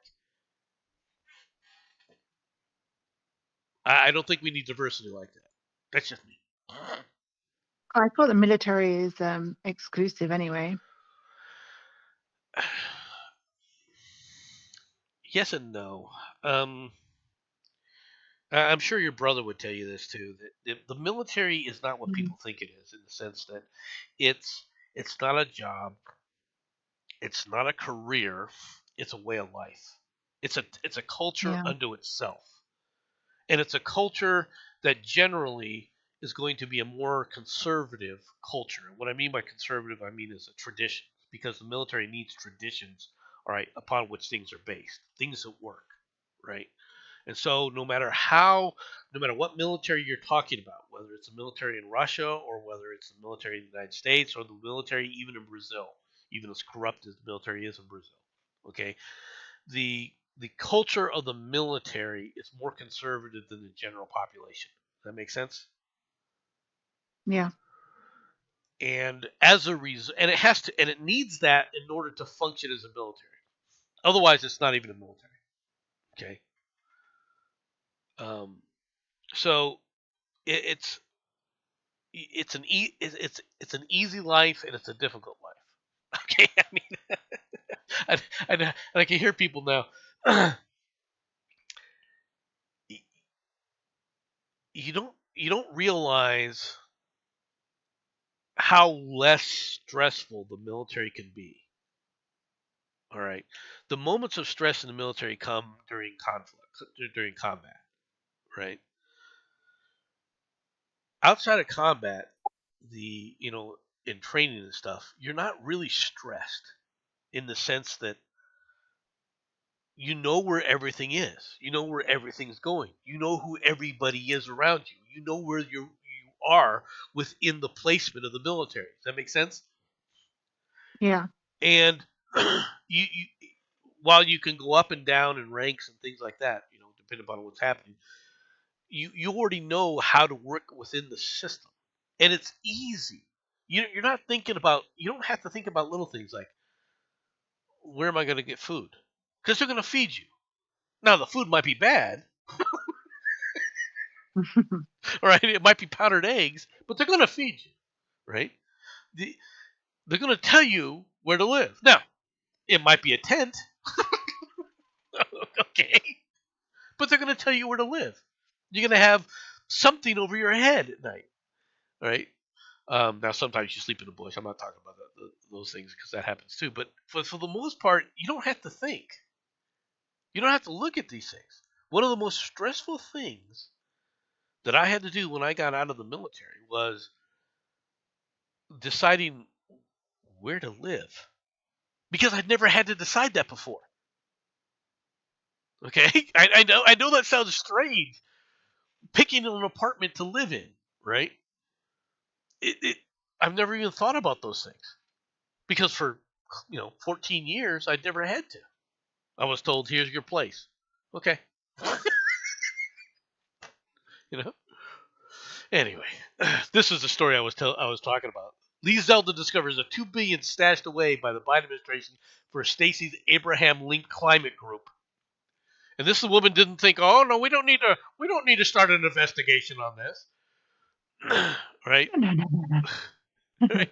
The money was earmarked for Power Forward Communities, a nonprofit partnered with multiple left-wing groups founded by Abrams, which the Georgia Democrat has stated she was thrilled to be a part of. The funds were set aside at an outside financial institution, Citibank, before Biden left office and part of a larger $20 billion pot of money the former president's EPA received through the Inflation Reduction Act to dole out to climate groups. It's extremely concerning that an organization that reported just $100 in revenue in 2023 was chosen to receive $2 billion. It's not a slush fund. I'm thrilled to be a part of that as well. Here's B's like, "I need to be part of a climate group here. How do I apply for that? I feel like I'm missing a trick here. How do I apply for this? We reach out to people through the media, through mainstream media and new media, through new media like YouTube, and we talk about climate change and how it affects communities. Yeah, give me $2 billion. I've got a better one for you. I will create carbon capture in cities for you. So I'll just plant some trees and you'll give me a lot of money. Yeah. The problem with me doing that, and there's a huge problem with me doing that. You know what that is, B? Hmm? I live in a desert. Trees don't grow out here, okay? All right. Well, you could try and stop the desert and hold it back with your trees. Okay. Back in the 1930s, at the turn of the century, back in the olden days, here in Arizona, they decided to plant a bunch of cottonwood trees along a river called the Salt River. Oh, I'm seeing a problem. And of course, everyone thought this was a great idea. We're going to have this wonderful little park-like area next to with the flowing river and everything. Cottonwood trees use so much of the water that the river no longer exists above ground. Oh. All right, so yeah, there. Environmentalists back in the old days didn't have all the information that they needed later on. So they have learned that that's a bad idea to just plant trees here willy-nilly in the desert. It's a good thought, though. I'll have to come back with a way of trying to fix the cacti. Yeah, save the cactus. Save the saguaros. Meanwhile, Trump's GOP allies. Don't you love how it's always GOP allies of Trump? Trump this, Trump that. What, didn't say Musk's GOP allies in Congress are bombarding judges with part of his group. Well, Republican. He is a Republican, but the GOP is in the Congress are bombarding judges with impeachment threats. One of the judges who put a damper on President Trump's efforts to upend the federal government is now the target of two separate GOP impeachment measures. Why it matters. Republicans in Congress are zealously turning to impeachment as their go-to tool to try to strong-arm the federal judiciary into allowing Musk's Doge work to work its will on the executive branch. Okay, let's talk about this for a moment. within the U.S. Constitution, okay, we have three branches of government that are laid out. Okay, you have the executive branch, you have the legislative branch, okay, and you have the judicial branch. Okay, the judicial branch was supposed to be the weakest of the three, and their job was only to quote unquote interpret law. That was supposed to be what they were doing. Okay, but these activist judges haven't been doing that. They've been just making rules willy nilly, regardless of what the law was.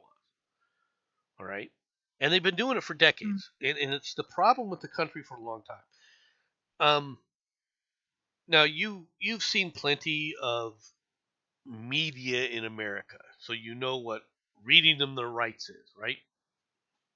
Yep.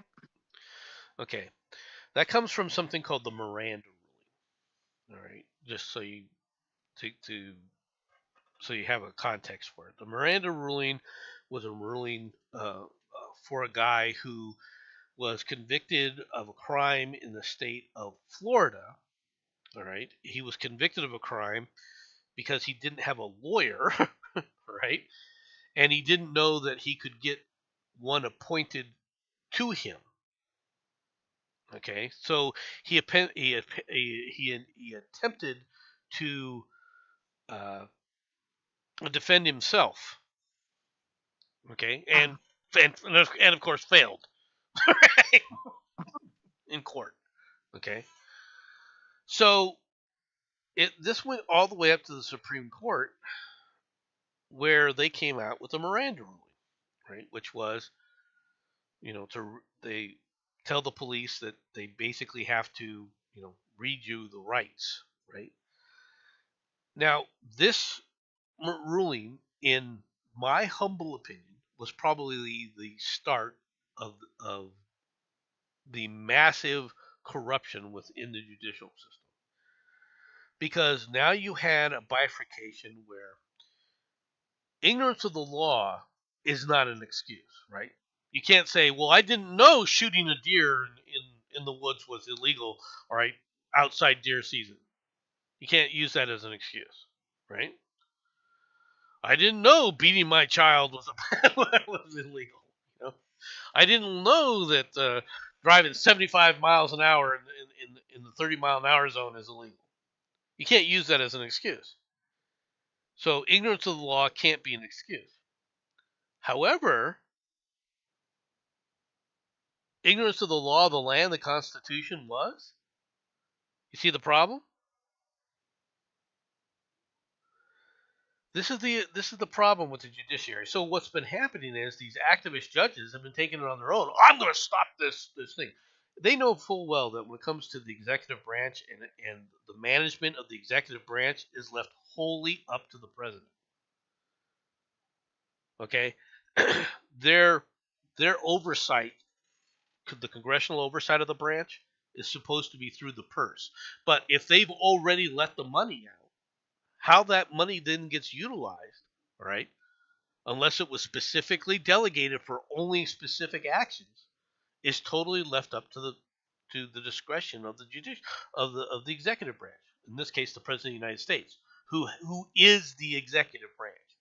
When it really comes down to it, the power of the executive branch lies completely within the purview of the President of the United States. Now, if Congress doesn't like something the president's doing, they can withhold funding for this or that or whatever.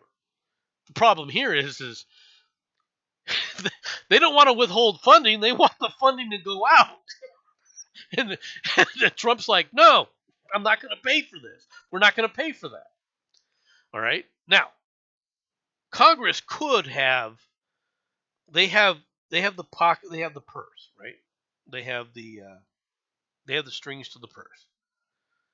Congress could create agencies outside of the executive branch that are completely delegated by, for example, the judicial branch, or even the legislative branch. They can do that, right? They just didn't. And the reason for it is because oversight is easier under the executive branch, so just placing it on the executive branch is easier. That's the main reason why they haven't done that. But they're bitching about it now because these slush funds are being found and put away with. And yet this woman comes back and goes, "Oh, there's no reason to start an investigation." Yeah. Meanwhile, in California, a California watchdog group says that the high-speed rail is on track to blow more deadlines. California's multi-billion-dollar high-speed rail project is behind schedule on obtaining the land it needs to complete its construction plans, according to the state inspector general, on Friday. The new report highlights the continued hurdles the project, with an estimated price tag of $88 billion to $128 billion, faces as it attempts to begin passenger service between Central California cities of Bakersfield and Modesto, between 2030 and 2033, just as President Trump casts it as a boondoggle.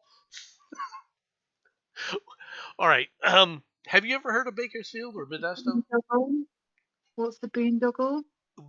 This high-speed rail, between the Central California cities of Bakersfield and Modesto.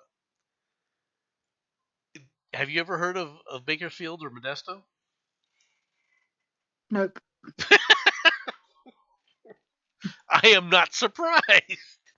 Okay, let me talk about this project in a different manner. Okay. First of all, this project was initially supposed to go from the city of LA to Las Vegas. Okay? It's going to be a high-speed rail that went from LA to Las Vegas.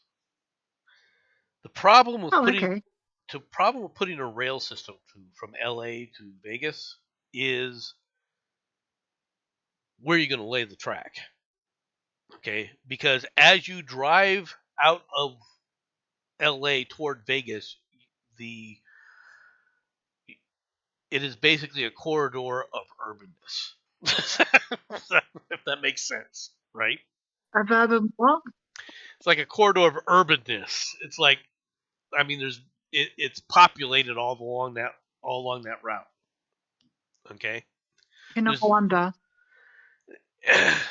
So you would have to be like taking out houses, taking out businesses, you'd have to purchase all this. In order to do this, you'd have to basically take all that land, all right, and kick people who are utilizing that land out, right, so that you could then lay the rail tracks and everything.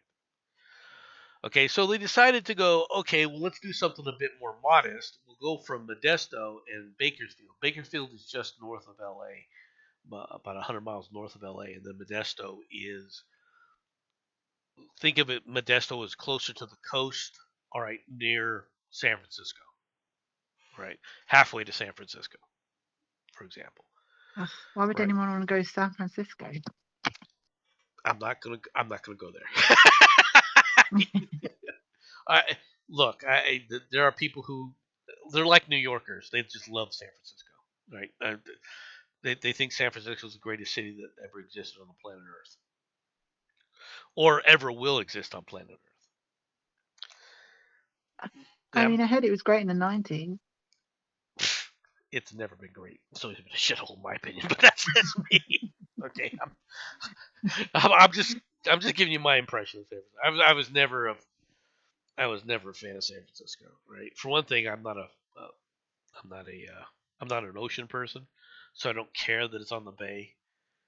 Okay, but anyway, so they decided to do this, and of course, they've been trying to do this now for it must be at least 2 decades, close to 2 decades. This whole project's boondoggle, right? They have yet, okay, to put any track down. They have yet to actually break any ground to get this project in. And the reason for it is, they say, oh, well, there's all this power and there's this and there's that. But the main reason is wherever they go, the environmentalists in California, the eco nuts, right, would go out there and launch lawsuit after lawsuit after lawsuit, causing them to have to delay it while they do another impact study on this and that. And oh, this is going to impact some stupid worm in the ground. All right, you got to do another impact study. I mean, I'm not joking around. That's what they do. Is they just keep these projects delaying and delaying and delaying, year after year after year after year, with this phony crap in lawfare. Right? That's one of the reasons why I know there's a lot of people who really care about the climate, and they really care about the environment, and they want to protect these things. Well, I can tell you right But now. trains are good for the environment. Trains are better than cars for the environment. You can move 500 people in one vehicle. That's going to be better than 500 cars, right? Well, I agree, but the Delta smelt must be saved. So, smelt is basically a bait fish. Right? This is the kind of crap that goes on with these people, though. Right? It goes on for decades. We have this state here, just outside of Tucson. There's a massive copper deposit. Okay. There's a group, a mining consortium, that for the past 10 years has been trying to get the permits necessary to mine the copper. They have yet to break ground because every time they come up, there's a new environmental impact group coming out there and saying, we're suing for this, so you have to do another impact study. They've done more studies, environmental impact studies, all right, and assessment and reassessment time and again, and they still haven't broken ground. And yet they wonder why prices are going up of copper. We're gonna it's this kind of nonsense that goes on. But I mean, we have the same problems. It's our government doing it. It's like they discovered that there was a bunch of natural gas under Lincolnshire, I think. But we're never going to mine it or get it out. It's going to sit there because of net zero bullshit. yeah, well, that's the problem with these people, folks.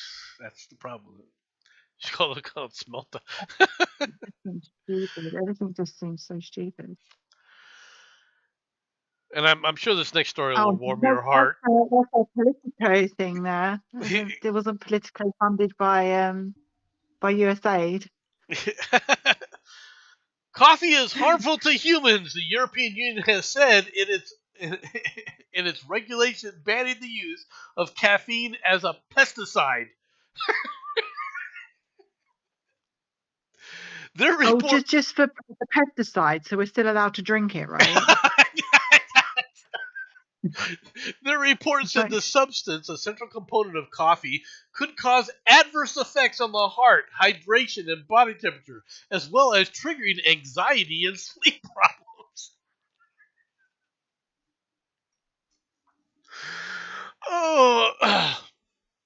There was not sufficient research to judge whether caffeine is a risk for people who work with it or live near it or where it's processed.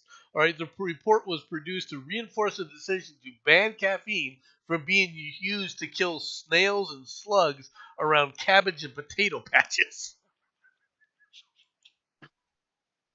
Well, I use it in my garden to stop them too. Oh no, the energy drinks. Here, let me sip us a cup of coffee. I'm not done yet, by the way, with that story. Because it's not just Europe. Flies fed excessive caffeine die within weeks, says a Japanese study. Researchers in Japan have found that flies fed excessive amounts of caffeine generally die within 7 days, a discovery that could lead to the development of insecticides that are less harmful to humans. So the Japanese are going the other way. Hey, let's use coffee as a weapon against the bugs. Previous research showed stimulants in high concentrations can suppress growth in insects. It's unclear if the caffeine would be effective, according to the research team at Okayama University. The team fed common green bottle flies that are found in tropical and temperate regions, including Japan, sugar water with one of 5 different caffeine concentrations ranging up from 0.01% to 2%. The flies fed caffeine concentrations in excess of 0.5% began dying in large numbers on the 4th day, with almost all of them dead within 7 days. Lower concentrations of caffeine did not lead to earlier deaths. There you go. Brew your coffee and spray it on the garden. Protect your plants. The coffee grind is good for the plants. Like, Oh my god. rid of insects.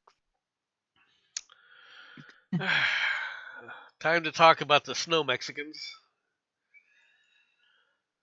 Of the Canadians. Mad as hell! Canadians cancel U.S. travel en masse as trade war escalates.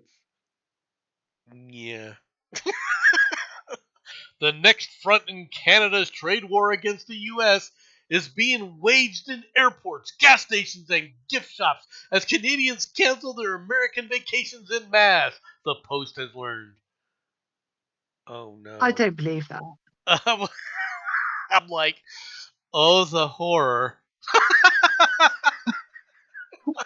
Canada is never going to beat America in a trade war, and I don't believe that the average Canadian is going to go, oh, I'm just going to cancel my flight because of this trade war.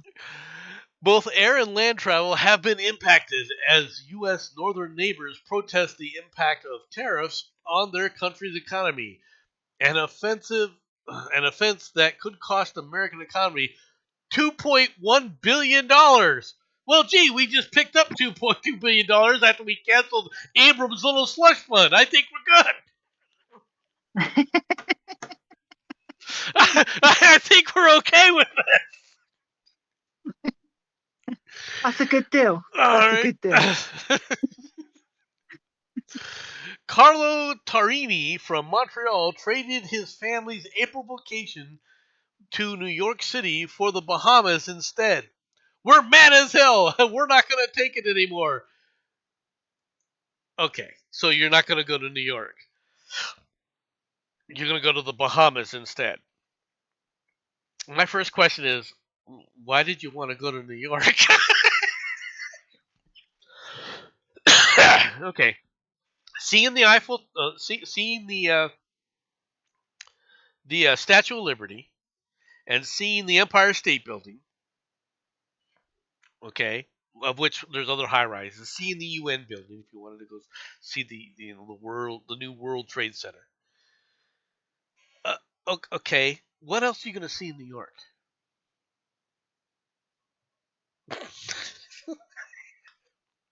Okay. Now, a lot of people want to go to New York because it's the Big Apple. If you can make it there, you can make it anywhere. Right? The old song, the old Sinatra song. I've been to New York. I've been through New York. New York is different, okay? But unless you enjoy getting crabbed at by New Yorkers, right, with and their freaking logic, there's no reason to go to New York. Like I said, if you've seen the Statue of Liberty, okay, there's some things in there that you can see from a historical standpoint, from an American historical standpoint, I should point out.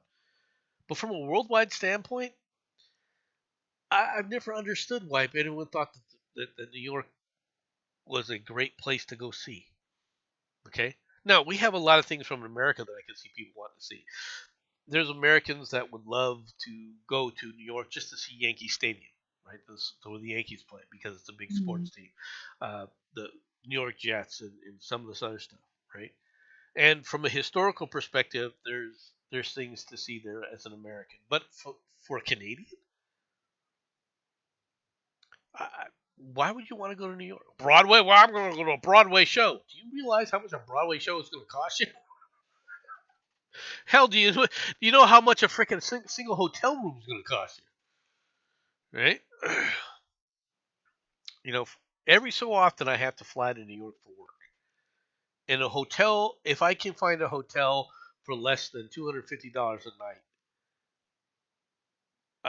it's exceptional. Okay. Most of the hotels that are running, the average hotels that are running $350 a night. Right? It's ridiculous. Living expenses in there is just insane. We have It's snow. It's supply and great. demand, isn't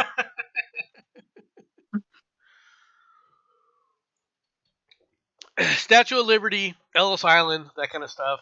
That's some of the things around White Plains, um, which has historical value for the Revolutionary War.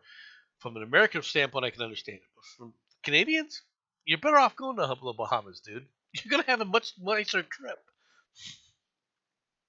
And Be cheaper as well. and Matt, you have snow. We have snow. It's great. So do the Canadians.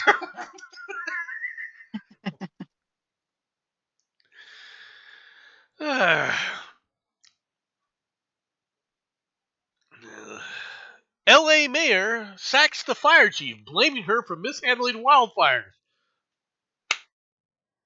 Good. A bit late. Los Angeles Mayor Karen Bass has sacked the city's fire chief, blaming her for mishandling the response to last month's devastating wildfires. Why wasn't she fired last month?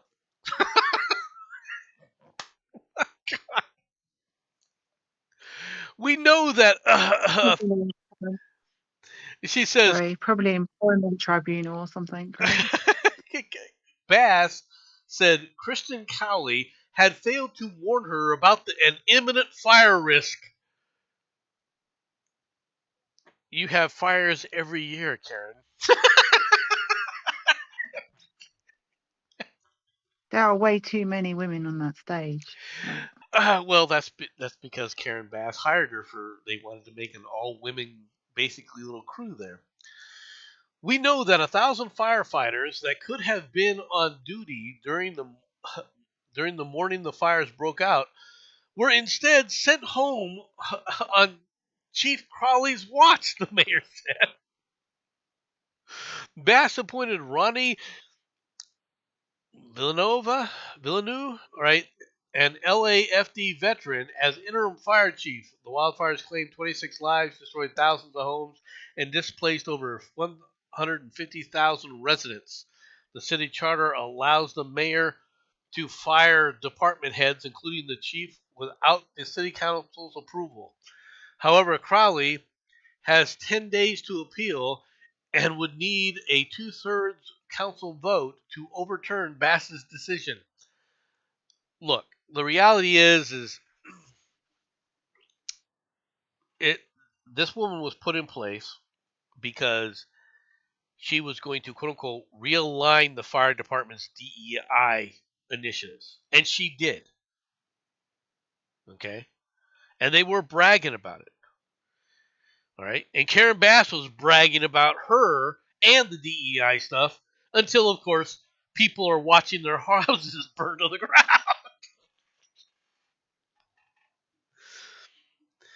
And Was she the one who said that she couldn't carry someone out of a burning building? no, Is that one? she was that was one of her deputies Oh, right. that she had appointed. She oversaw the hiring of those people. Yeah. All right. Now, it gets better because while while the fire chief is also part of the problem, okay? The fact that the they the water codes and the city codes for how much water and the water piping and everything weren't followed, Mm-hmm. which was all done by the city. That's not done by the fire department. Also contributed to this. All right. And for example, one of the things that was identified is the diameter of the pipes used. was less than half what was supposed to be there, right? As far as the water flow, right, to these areas. This is one of the reasons why when the trucks tried to hook up to the hydrants, there was no water pressure, right? Because there wasn't there wasn't enough water in the plumbing system to provide for the kind of fires that were going on. There just wasn't enough water. Okay. The one reservoir that was empty was also part of the problem, right? They were supposedly Hmm. doing maintenance on it, right?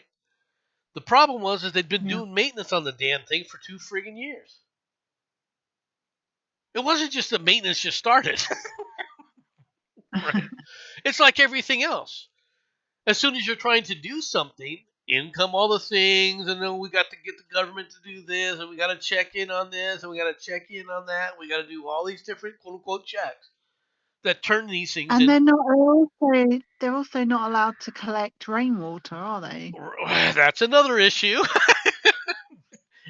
They also weren't allowed That's to what a portion of your problem right there. well, they also weren't allowed to divert portions of rivers into the reservoirs to make sure that they're always topped off, because the flow of the river had a higher priority to the ocean, right? To God. protect the indigenous species within the river systems, right? With that was the excuse that was being used, right? So there's a whole slew of these things, which basically was all government regulation, right? That caused this, including the fact that they prevented the Forestry Service from going in there and clearing out the brush, right? And it even went so far as if you were on your own and you wanted to go out there and clear out your brush on your own land, you had to get permits from the city to allow you to even do it. Of which they God.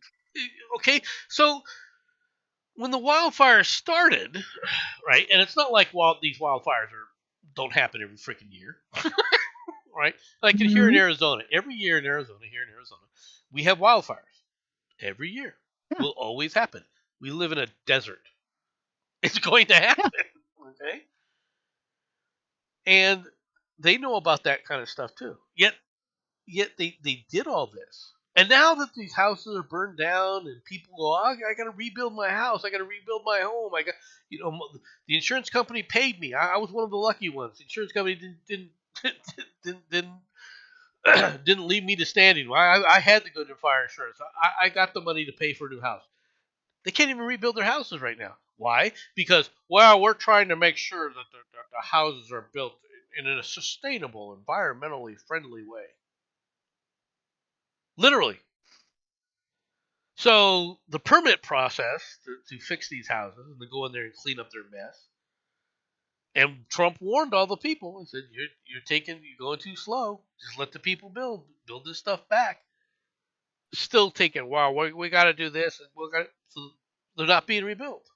It's not being rebuilt. It can't be rebuilt until they do all their freaking studies and everything. This is what happens when you sit up there and hire these freaking lunatics.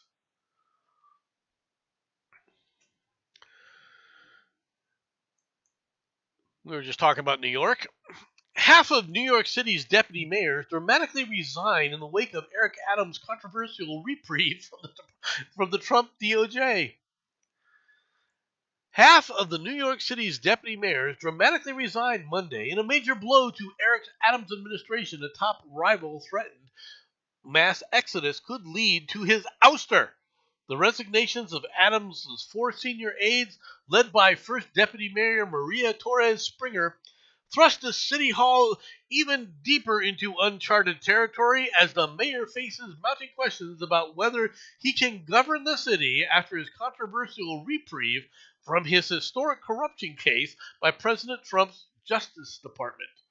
The four deputy mayors, Torres Springer, Deputy Mayor for Operations Mira Hosey, right, Deputy Mayor for Health and Human Services Ann Williams Ism, and Deputy Mayor for Public Safety Chauncey Parker resigned as dozens rallied in support of Adams, unfolded in the Rehoboth Cathedral in Brooklyn. Okay. Mayor Adams is corrupt. We're going to resign. Why didn't you resign when you were watching his corruption? Yeah. Sounds like no loss. It sounds to me as if what they're terrified of is that Adams is turning state's evidence over to the DOJ on them. Okay?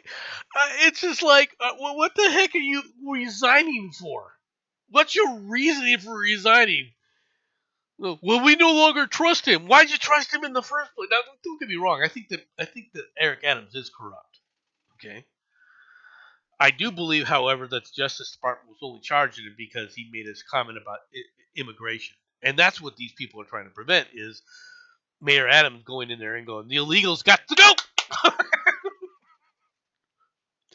All right, and of course Well, they these. have to go. That's now their law. Well, but see, that's the problem is they don't want to have to try and be told that they're going to have to follow that rule, especially in New York, because it's also a state law that they tell the federal government to screw off, and they're still going to be a sanctuary city and a sanctuary state, Yeah. right? Which is eventually it's gonna come to a head. It's going to come to a head sooner rather than later. Okay, through the court system. So it will. It's not a slam dunk that Trump's going to win in the courts. Okay, although that's where the smart money is.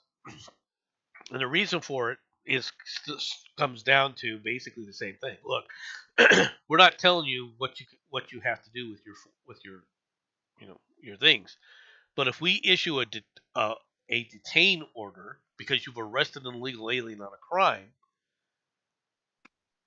turning them and saying no, we're just going to release them back off the streets, back into the streets because we're not going to help you.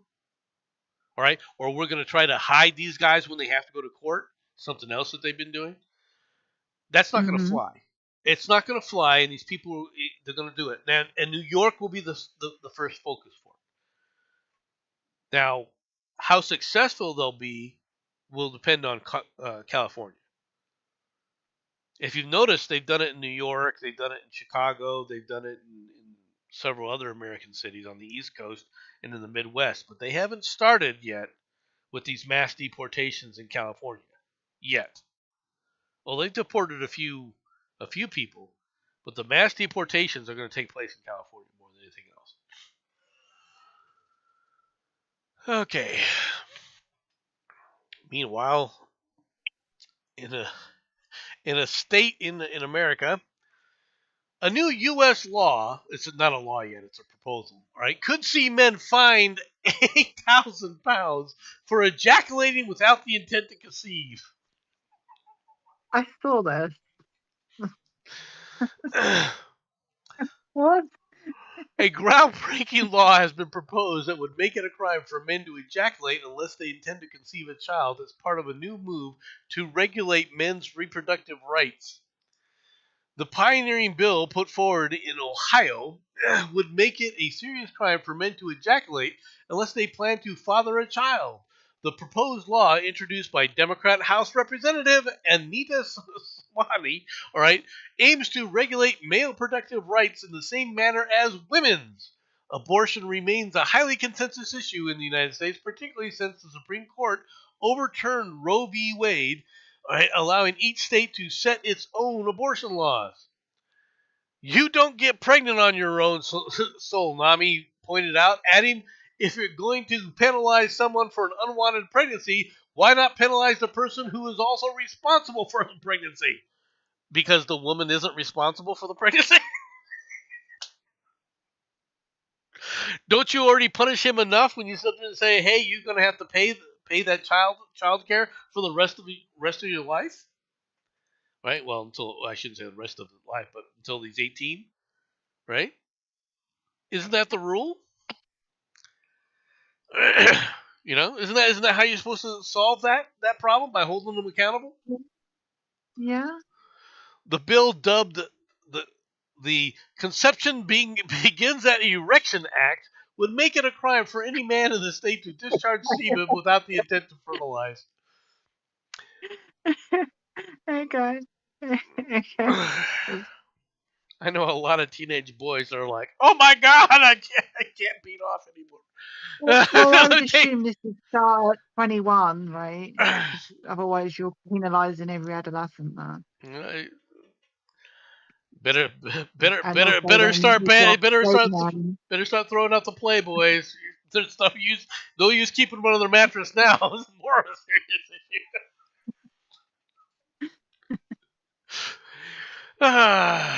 maybe they have to keep it in a jar so they could use it later or something.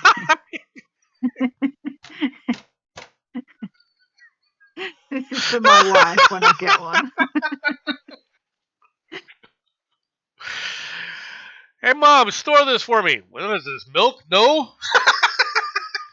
Oh, gross.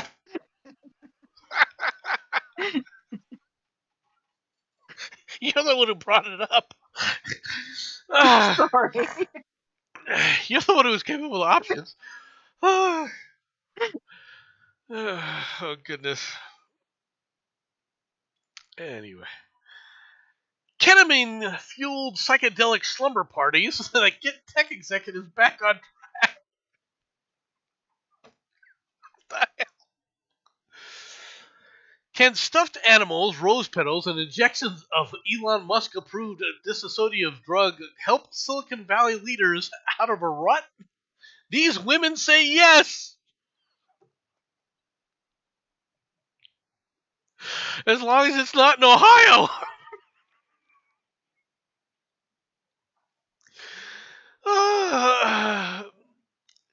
Ketamine is helpful for getting one out of the negative frame of mind, Elon Musk told an interviewer last year. The unelected man currently gutting the U.S. federal programs isn't the only one who thinks so. Ketamine, approved for decades ago as a surgical anesthetic and long used as a party drug. Have you ever heard of a party drug, ketamine, as a party drug, B? I mean, a lot of guys, marijuana, yes. Cocaine, yes. Ketamine? Ketamine puts you to sleep. I think it was originally a horse tranquilizer, wasn't it? Yeah, I believe so. Is an off-labeled mental health treatment of the moment. It induces a trance-like state of sensory isolation, researchers say, and may temporarily boost the brain's neuroplasty, which, in theory, makes mental ruts easier to escape. At the same time, ketamine abuse can be deadly, and the drug remains illegal to use without a prescription. Musk says he has one from an actual real doctor. Yeah, they do that for depression, don't they? Ketamine. I'd assume it's a very, very low dose that you're taking. I don't know. That's like saying shrooms will help. Uh, Here, take a bite of the mushroom. See the rainbow, feel the rainbow, taste the rainbow. Meanwhile, back to Japan. We're almost finished, folks. We're almost finished. Endangered turtles seized in apparent bid to smuggle into Japan. Did you know that turtle smuggling was a big profit maker? I had no idea. Environmental regulation authorities on Friday seized 121 turtles and 16 frogs, including a number of endangered species, following a search of two bags at a Mexico City airport that were checked in for a flight to Japan's Narita Airport. Among the confiscated creatures were 53 narrow-bridged musk turtles, which are subject to export restrictions under the Washington Convention or the Convention of International Trade in Endangered Species of Wild and Fauna and Flora. That's somebody who is paid by the word. That guy, whoever wrote Yeah. that. According to authorities, abnormally shaped objects were seen when the suitcases were X-rayed, and some of the creatures were wrapped in socks. Oh, Mexican authorities plan to file a criminal complaint against the man who checked in the bags. His nationality has not been disclosed. I wonder if they eat them. That's a good question. I mean, considering that the Japanese have a very eclectic type of diet, okay, Mm-hmm. because they eat especially when it comes to seafood, right? If it, All of it, yeah. yeah, They eat if all of it. if it swims in the ocean, they eat Yes. it. Okay, if it floats in the ocean, they'll try it. Okay, um, now, and that's fine. You know, I mean, if I look, if it's an endangered species, I have no problem with it. But turtles, especially these turtles, because these look more like land turtles to me. You know, Oh, what? Yeah, a tortoise. well, tortoise is bigger kind of thing, slow moving. These are ones. I mean, turtles do swim, but some of them spend extensive time on land as well. Here in the Well, United States, when they anyway. discovered the Galapagos, they tried to bring the turtles over to Europe, I think, and they couldn't because they were so delicious. They ate them on the ships. Well, you're on a boat for so One was long, you get a little horribly tired wonderful. of the porridge. You I just, I just, I just, I don't know what to say. I mean, uh,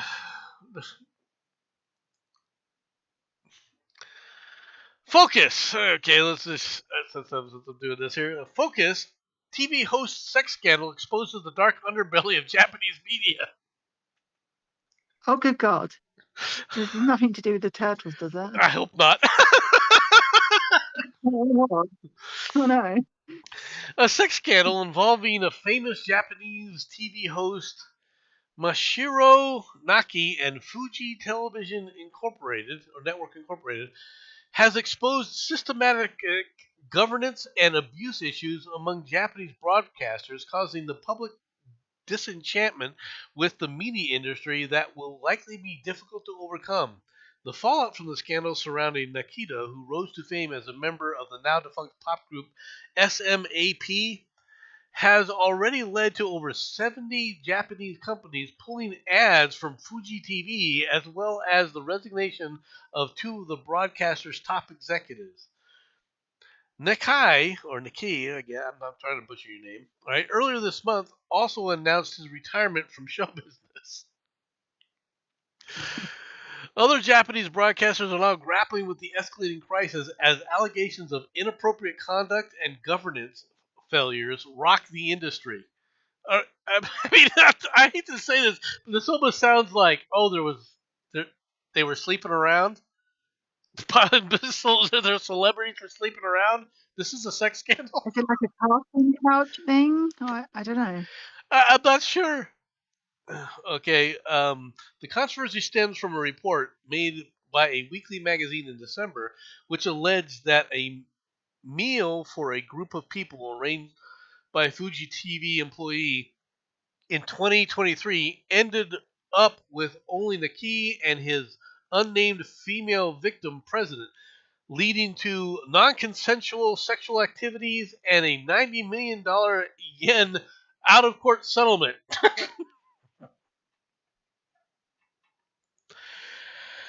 Ah, I guess this guy felt like he could just sleep around and was basically propositioned a woman, right? Or and I'm trying to put it in Yeah. terms. I mean, obviously, it could be quite a bit more serious, but I would have expected him to go to jail if it was the grape thing, you know. So that these guys were basically hitting on the women, It doesn't. No, I think he slept with her, didn't he? Yeah. I mean, it's it's Japan. Okay, let's play the little thing here. A goat rescued from the fifth floor ledge.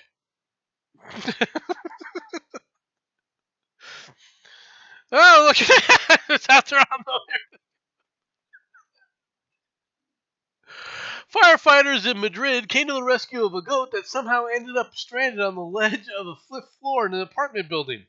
Firefighters responded to the building and discovered the goat was on the ledge outside a closed window leading to a vacant apartment. The goat's origin and how it came to be stranded on the ledge were a mystery.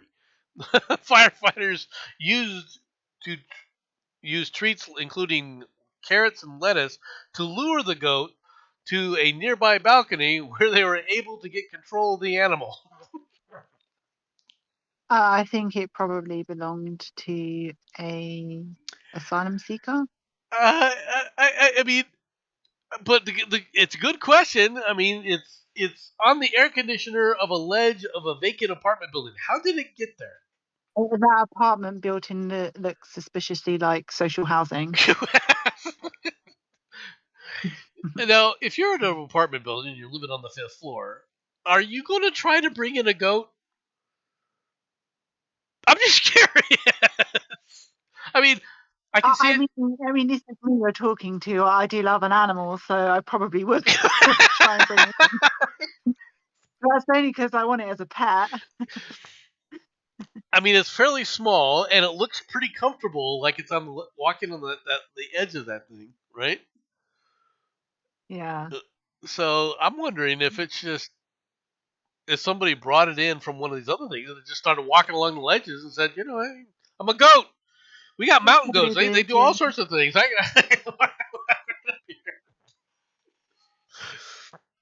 feel bad for being a firefighter trying to take care of that thing. I've been a pain in the ass. Final story of the day.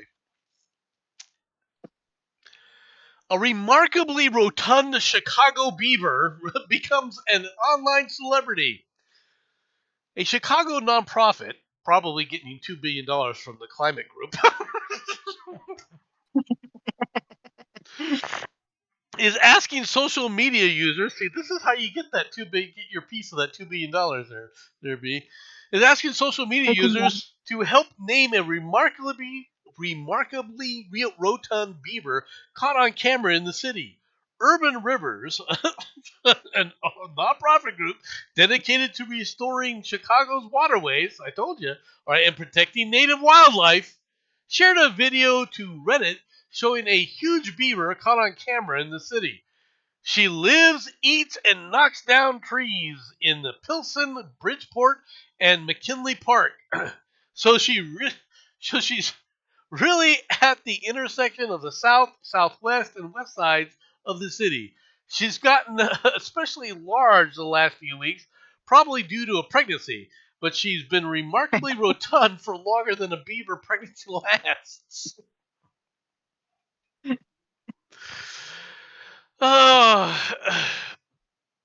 The group said that the beaver also has a reputation for being tough.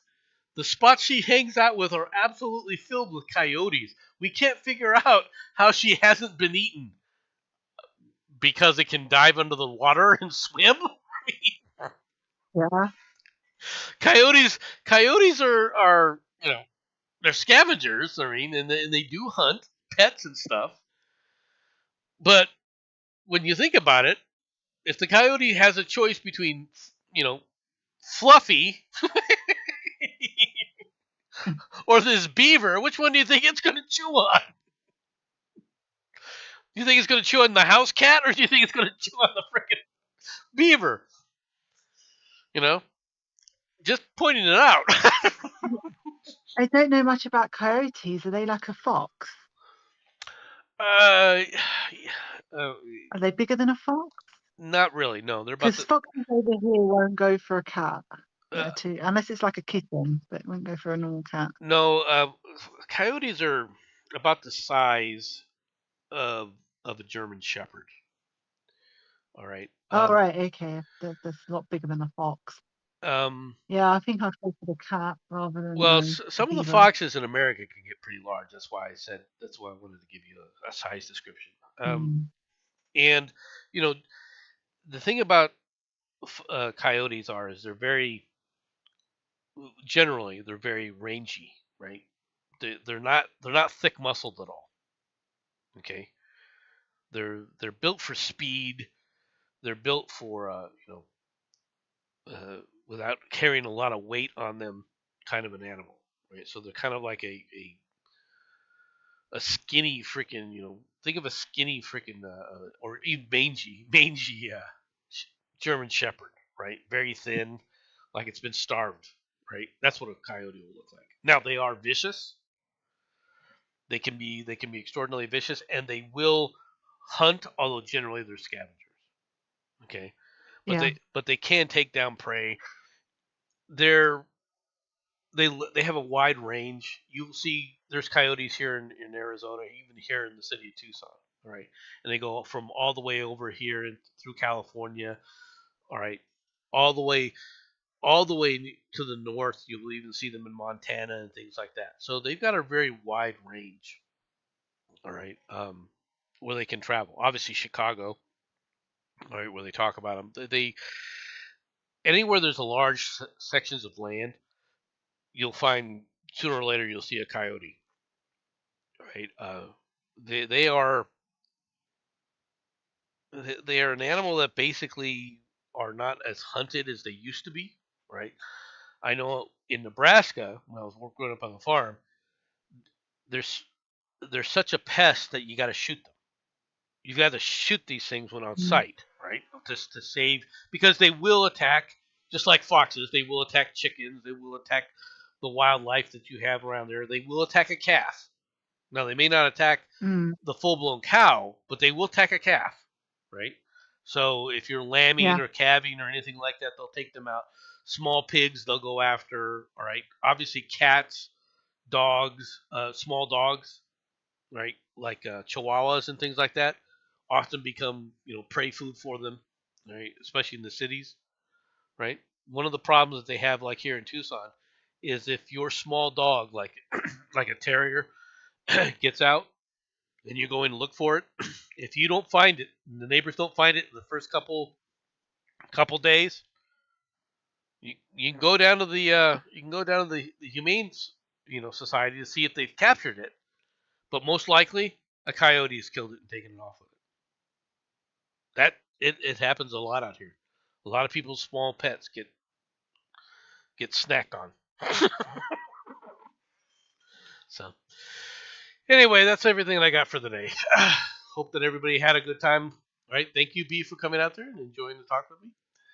All right, thank you, MC. hope you all have a good day. I'm going to go ahead and end the stream. Thanks for coming. Bye bye, everybody. Bye.